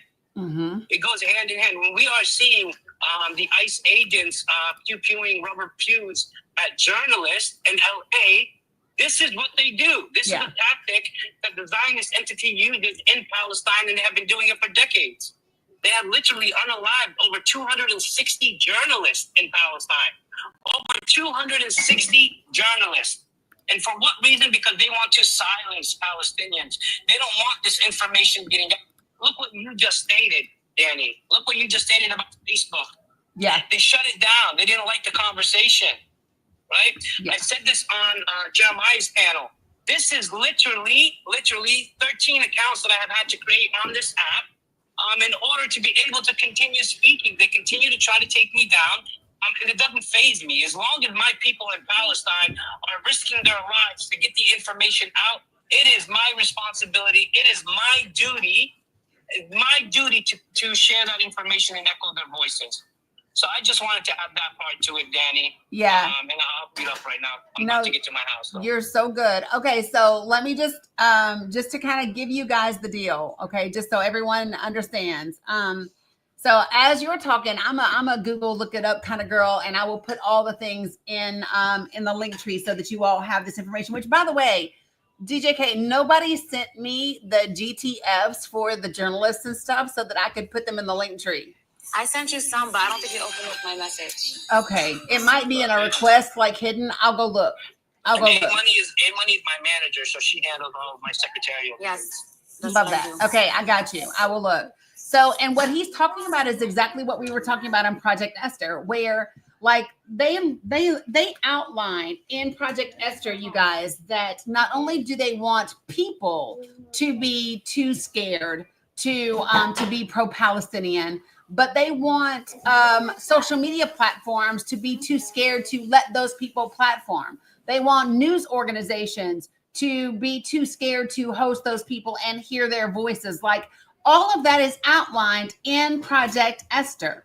If you are not concerned at MSNBC changing its name and getting getting a whole do-over, if you are not concerned about Paramount Plus, which is CBS, right? If you're not concerned about their merger deal and them kowtowing to the Trump administration to get a merger to go through, do you all understand that the FTC was basically bought? Y'all do get that, right? Yeah, they're trying to replace PBS with PragerU too. Right. So I just need for you all to get this, so listen to the plan, what they have been doing for the last especially the last 12 years.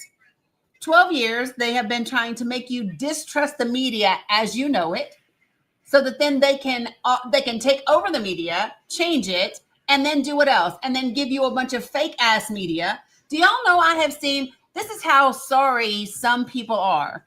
If y'all don't stop just reposting and retweeting and sharing stuff without looking up any information, if I see the same celebrity keep getting credited with the same amount of money for the same 300 housing units for the same homeless people just in a different damn neighborhood, I'm going to scream. Y'all need to do better. And if you don't, listen, you better start learning how to spot AI. You better start learning how to spot deep fakes, because every bit of that is being used on you regularly.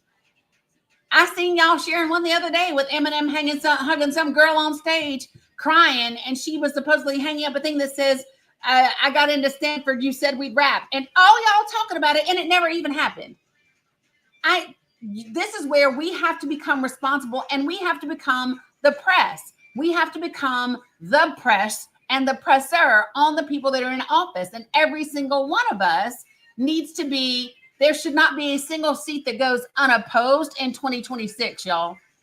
There cannot be a single seat that goes unopposed in 2026. There can't be. Not if you want to continue to have the United States of America. And if you black and brown, I need you to get your shit together. I don't care what you don't like about anything else. I really don't. This is not the time for that. Dani. Go ahead.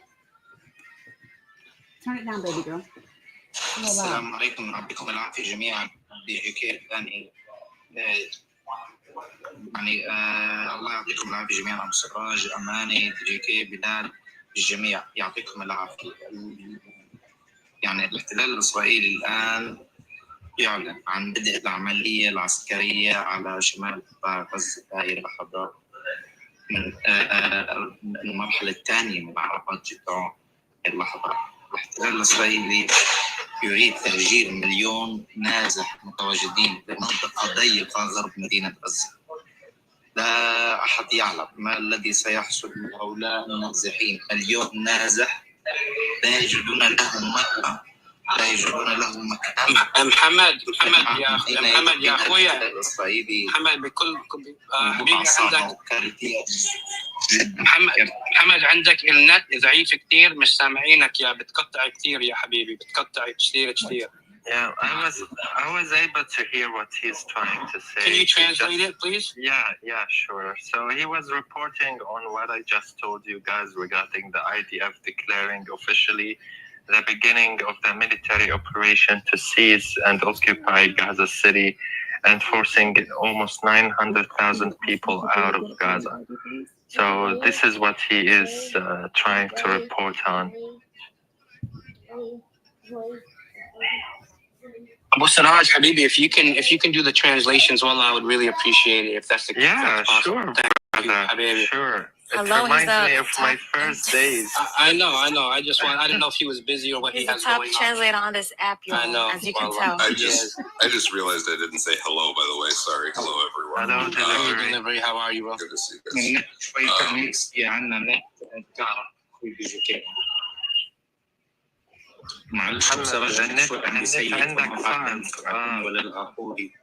عندك النت صعب بس سمعتك أنا وترجمت.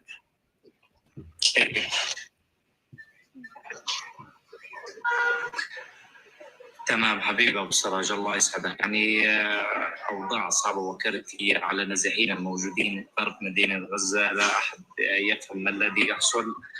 لا يوجد لديهم مكان للتوجه إليه، لا يوجد مكان آمن كل غزة.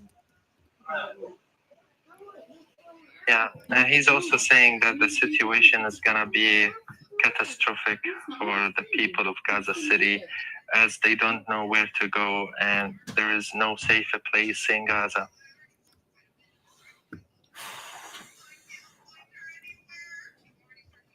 I want to report on something really important, which is the starvation. Today, the Ministry of Health in Gaza declared that 3 more Palestinians got unalived due to starvation and malnutrition, which raises the number of casualties because of the deliberate starvation to 269 Palestinians died out of hunger so far, including 112 children. So people are still starving and people are still dying because of that. So حبيبة بس go ahead. سراج يعني للتنويه يعني أخوي. I'm sorry. للتنويه سراج يعني أعداد كبيرة وصلت من الشهداء من ساعات صباح هذا اليوم إلى مستشفيات قطاع غزة. 50 شهيدا وصلوا إلى مستشفيات قطاع غزة. أكثر من 15 شهيد أيضا وصلوا على مستشفيات قطاع غزة على المساعدات الإنسانية، تم قتلهم على المساعدات الإنسانية. الاحتلال ارتكب مجزرة عصر هذا اليوم أيضا بالشيخ رضوان وسط مدينة غزة. عشرات الإصابات والشهداء وصلت إلى مستشفى الشفاء الطبي أيضا هذا اليوم. Tamam. So Mohammed is saying that more than 50 Palestinians got unalived in the Gaza Strip today, including 15 of the aid seekers, the ones who are just trying to get food for their families. The occupation forces committed a massacre in the Sheikh Radwan neighborhood. Dozens of martyrs and injuries were taken to Al-Shifa hospital. This is part of the daily routine, guys. With every airstrike, with every shelling, with every explosion I hear, like I have to call my brother to check on him and on my 2 nieces and nephew. Like there is this fear that something bad can happen to each one of them at any point. It is I really want this to stop, and I really hope that one day that soon all of this will stop, because we had enough. We have been suffering for far too long, and it's about time for us to get a break, at least a ceasefire, something that all of the people in Gaza are rooting for, but not the kind of ceasefire that the occupation forces wants. They want us to surrender. They want the resistance to disarm themselves.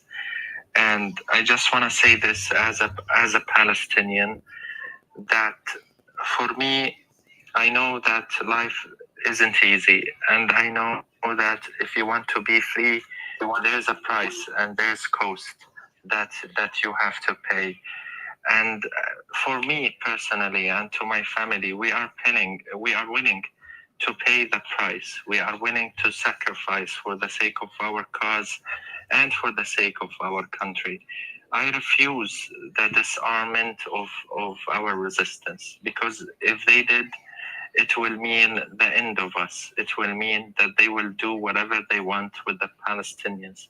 The only thing that is keeping them from fully occupying Gaza City from long time ago was the existence of our resistance. This is why I know that some of you might wonder, why don't we, some people always tell me, maybe you should maybe the resistance should disarm themselves and agree to a ceasefire. Well, no. After the sacrifices that we have made and after everything we have lost, We will not accept any kind of solution if it doesn't meet the ambition of the Palestinian people, if it doesn't rise up to the sacrifices that we have made. I didn't lose 23 members of my family to go and live in the same siege that I used to live in before October 7th. I didn't lose my house and get displaced several times just to go to point zero.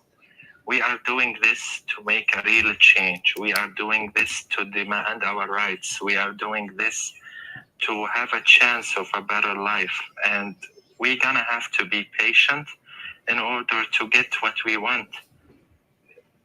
Yeah. Let me say this to you guys because it's always, hey Scott, it's always interesting how it's, oh well, if you will just do yeah, thanks Miss Slim Shady. There's always this this thought of, well, if you just become peaceful, if the Black Panthers just, didn't walk around carrying, if people just wouldn't riot, if people just didn't protest in the street, if people just, you know what I mean? Let me just say this, people would not be doing those things if if peace and humanity were going to work off top, right? So listen, if Israel was going to stop attempting to occupy parts of Palestine, if they were going to stop attempting to build new settlements, if they were going to do that, right, they would have already done so. They would have already done so. The truth of the matter is they want the land, right, Amy? If you just stop defending your existence, exactly. And and I'm just feeling all kinds of things. Having been raised in the Christian church, it's gosh, if you would just prefer him, if you just submitted better, if you didn't make that man angry, he wouldn't have hit you in your face. If you hadn't done A, B, C, D, X, Y, Z, if you weren't wearing this skirt, if you weren't saying this thing, if you weren't doing this thing, I am so absolutely 100% over the people that are the victims being made to be blamed for the abuse that is happening all around the world, period. And the sad part about it is much of the time it is being done with the use of religion. I am tired of seeing religion weaponized against people, specifically Christianity. By the way, so for those of you all who don't get it, this was what was really telling to me watching this interview with Mother Stephanopoulos, right? Stephanopoulos, when she was talking about the fact that it is not about whether someone is a Christian or not. Palestinian Christians are considered the same as a Palestinian Muslim by the IDF. The issue isn't whether or not they are Christians or whether they are Muslim. The issue is they are simply Palestinian. That's it. That's the issue. So, Dani, on that point, and then I want to go back to something about the settlement expansion, if that's okay. Yeah. On that point, I always tell people, right, when Israel, backed by the United States, drops booms on Palestinians, the booms don't discriminate. No. They don't discriminate who they're unaliving. They're unaliving women, children, elderly, men, Christian, Muslim, atheist. They really don't care. They just see it, like you're stating, as Palestinian. They want to wipe out the Palestinian existence as a whole. So they do not discriminate. And I applaud you for actually going and watching that interview because it is an amazing interview. It is. And if you noticed how even Tucker Carlson himself was actually shook by it, he did not know a lot of that. And not only was it Tucker Carlson, I actually reposted some videos in regards to other priests, right, and pastors that woke up to what is actually going on as a result of her interview. Yeah. I also saw a Catholic church the other day stating that nationwide they are holding funding for Gaza, right? For getting aid into Gaza from the 18th to the 25th. So all because of this interview, it woke a lot of people up, and it's amazing. So I do encourage everybody to go watch that. So for those of you guys, it's the interview. Her name is Mother Agapia Stephanopoulos. Stephanopoulos. I don't know why I can't say the word Stephanopoulos. And her interview was on the 11th with Tucker Carlson. I watched it. I still have it pulled up. That's why I'm reading it. My daughter and I were listening again this morning.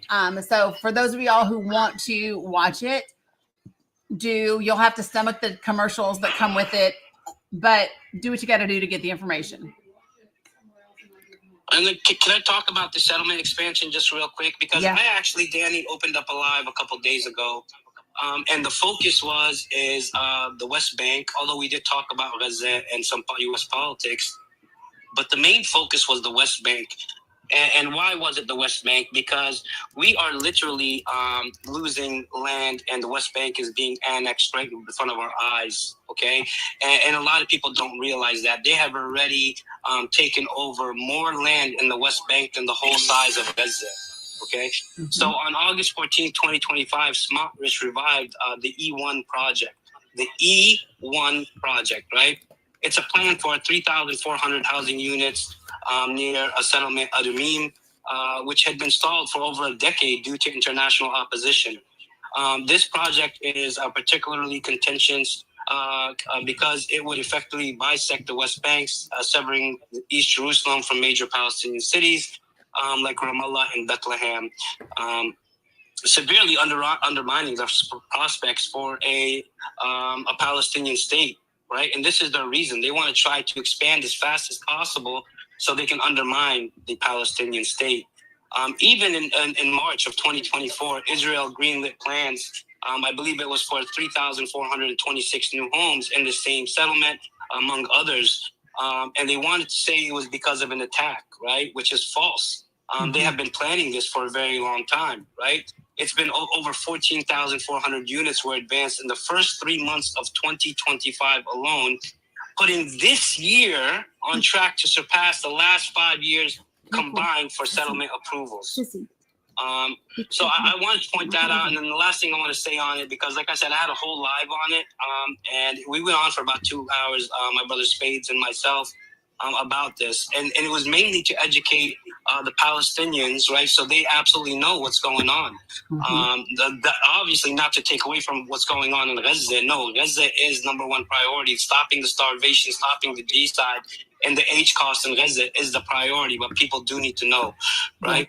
Yeah. So although these moves have drawn like widespread condemnation, even the PA is calling it a dangerous escalation. And it violates international law, right? Under the Security Council resolution, I believe it's 2334, it's a violation. It is a violation of international law.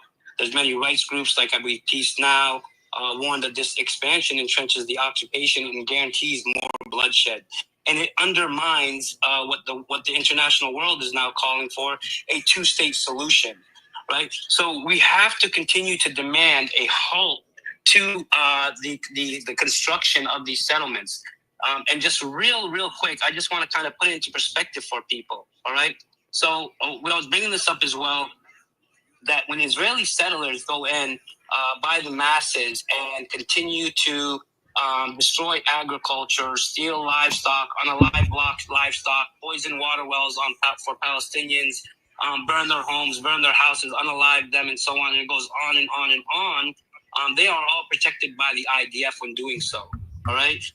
And what it really takes is it takes one settler to be able to take a plot of land and put an outpost, and it'll just be himself there. And because he had put an outpost there, now it legitimizes plans for an expansion of a new settlement. So this is at how much of a rapid pace these settlements are expanding, and I really want people to understand it. So I'll leave it at there. I know it was a lot, and I apologize for the monologue, but I did want to highlight the settlement expansion. What's up, Javid? How are you, brother? How are you, buddy? Hi, everybody. Hi, Dani. DJ, can I just ask you to sum up for everybody who is like, because that was amazing, and you always give great information. Can you give a concise, like just few bullet point answer to if somebody's out in the world and somebody says to them, well, I'm in favor of a two-state solution. I've always wanted a two-state solution. Can you give them just the basic 3 of what you just said, like concise couple of bullet points that they can say in response to that person? I already did. Because I've been on this as well. Let me address It's this real quick, impossible. Jabber. Hold on, sorry. So if you guys saw Lior, that person has not only been blocked, I personally reported them. So for if you are anyone, but especially if you are Palestinian and you saw their comments, just know that I immediately blocked them and I immediately threw them out of the live. So I didn't say anything, but I handled it as soon as I saw his raggedy ass. Sorry, go ahead, Jabber. Yeah, I got your question, Jabber. Yep. So me as a Palestinian, right? Why I am against a two-state solution is because this two-state solution is impossible. And actually, was talking about this on Jeremiah's live earlier this morning. It really is impossible. In a sense, you can see that we basically tried a two-state solution when you're looking at the West Bank and so on and so forth. And the occupation continues to keep Palestinians enclosed, right? And it essentially is a prison, right? So there cannot be a two-state solution as long as there are settlers living in the West Bank that continue to TI's Palestinians. One. There cannot be a two-state solution as long as there are Jewish supremacists running Israel. Right? There cannot be a two-state solution. We know that their whole ideology is based off of the Jewish identity and Jewish supremacy. I'm just going to keep it real with you guys, 100%. There cannot be a two-state solution when the occupation refuses to acknowledge Palestinian sovereignty and Palestinian existence as a whole. How could a two-state solution work, right, if Palestinians don't have the freedom to movement, Palestinians don't have a right to have their own military and their own protection and self-dignity? So that's just to sum it up, Jabber. Hopefully that answered your question, brother. And I can go on and on and on. I can open a live about it, but I can go on for hours, to be honest with you, brother. DJK, what you said, remember that guy from yesterday who actually went to school in Israel and was treated differently? I don't know if you heard me. But we had a guy on our panel yesterday. He went to school in Israel for 3 years, and he was treated differently than the Israelis. So, money, this guy's name is the old MFer, okay? And I'm surprised he hasn't come in here yet. Danny. He's a vet. He's a veteran, and he served in Iraq. And he actually said that he went to college in occupied Palestine. Okay, and he said the way he was treated by the Israelis as if he was less than, as he was a second-class citizen, and that they were above all, right? So it is supremacy. This is an American citizen, guys. They do not give a damn. It is all about them and what is. It's insane. That conversation was amazing, by the way. I mean, it's the same when we talk about the American citizen from Florida that the Israeli settlers unalive, right? So like they beat that kid to death. So like I don't know. Hey, have you lost it? I want to add, Mr. Jabber, I want to add one point to that two-state solution matter is that the only ones who are talking about the two-state solution is the PA and the Western countries. But when it comes to the Israeli officials and politicians, none of them even dares to say that there's a chance of them giving the Palestinians a state. But on the contrary, all of their statements are focused on stressing to their never be a Palestinian state, that the two-state solution isn't an option, it is not offered, they're not thinking about it. And we need to ask ourselves a question: have they ever shown any gesture that they want to coexist with the Palestinians? They have never done that. You cannot tell me that you want peace and coexistence while you are stealing my land on a daily basis. You cannot convince me that you want peace if you are unaliving my people every day. You cannot convince me that you want peace if everything you're doing in Palestine aims at making the Palestine unlivable for the Palestinians. in order to push them out and get them out of Palestine. Yeah. I want people to Whatever understand they that. offered, would you agree that whatever they offered? Oh, I'm sorry, Emma. Just real quick. Whatever go they ahead. might have thought they were quote unquote offering, which is such a horrible word because it wasn't theirs to offer. But whatever they thought they were offering 30 years ago, 25 years ago, was really just setting up the circumstances under which they could keep oppressing and take over all of it. It was never any intention. Right. It's always structured within the context of how Israel's going to eventually take it all over. Correct me if I'm wrong there. Exactly. That's right. Imani, what did you want to say? No, I just wanted to say, like, before October 7th, we had over thousands of children in prison for no reason, without trial. So people, what happened on October 7th, yeah, a lot of people might not agree with it, but before October 7th, nobody understood or understand what happened before October 7th and why it led to October 7th. So, yeah. And I want to explain. 1 second, but Abu Siraj, 10 seconds. I just want you, stay unmuted, Abu Siraj. Guys, for all of you in the chat that want proof, right, and really want confirmation that Palestine exists, my brother Ronnie with the green profile picture, he is a Palestinian Christian. I just want to put it out there. So Ronnie is a Palestinian Christian, and there are many just like him. I just wanted to add that, just so the chat knows. Fadal Abu Siraj. Yeah, thank you. I just want to speak for 2 or 3 minutes about the Achi group and the Palestinian resistance and how they are being demonized. We need to understand that the Palestinian resistance came into existence like as a normal reaction to the Israeli measures and everything they have been doing to us for a very long time. In order for you to have such a group, such movement, the Israelis created a way for them to have a better life, is for us to make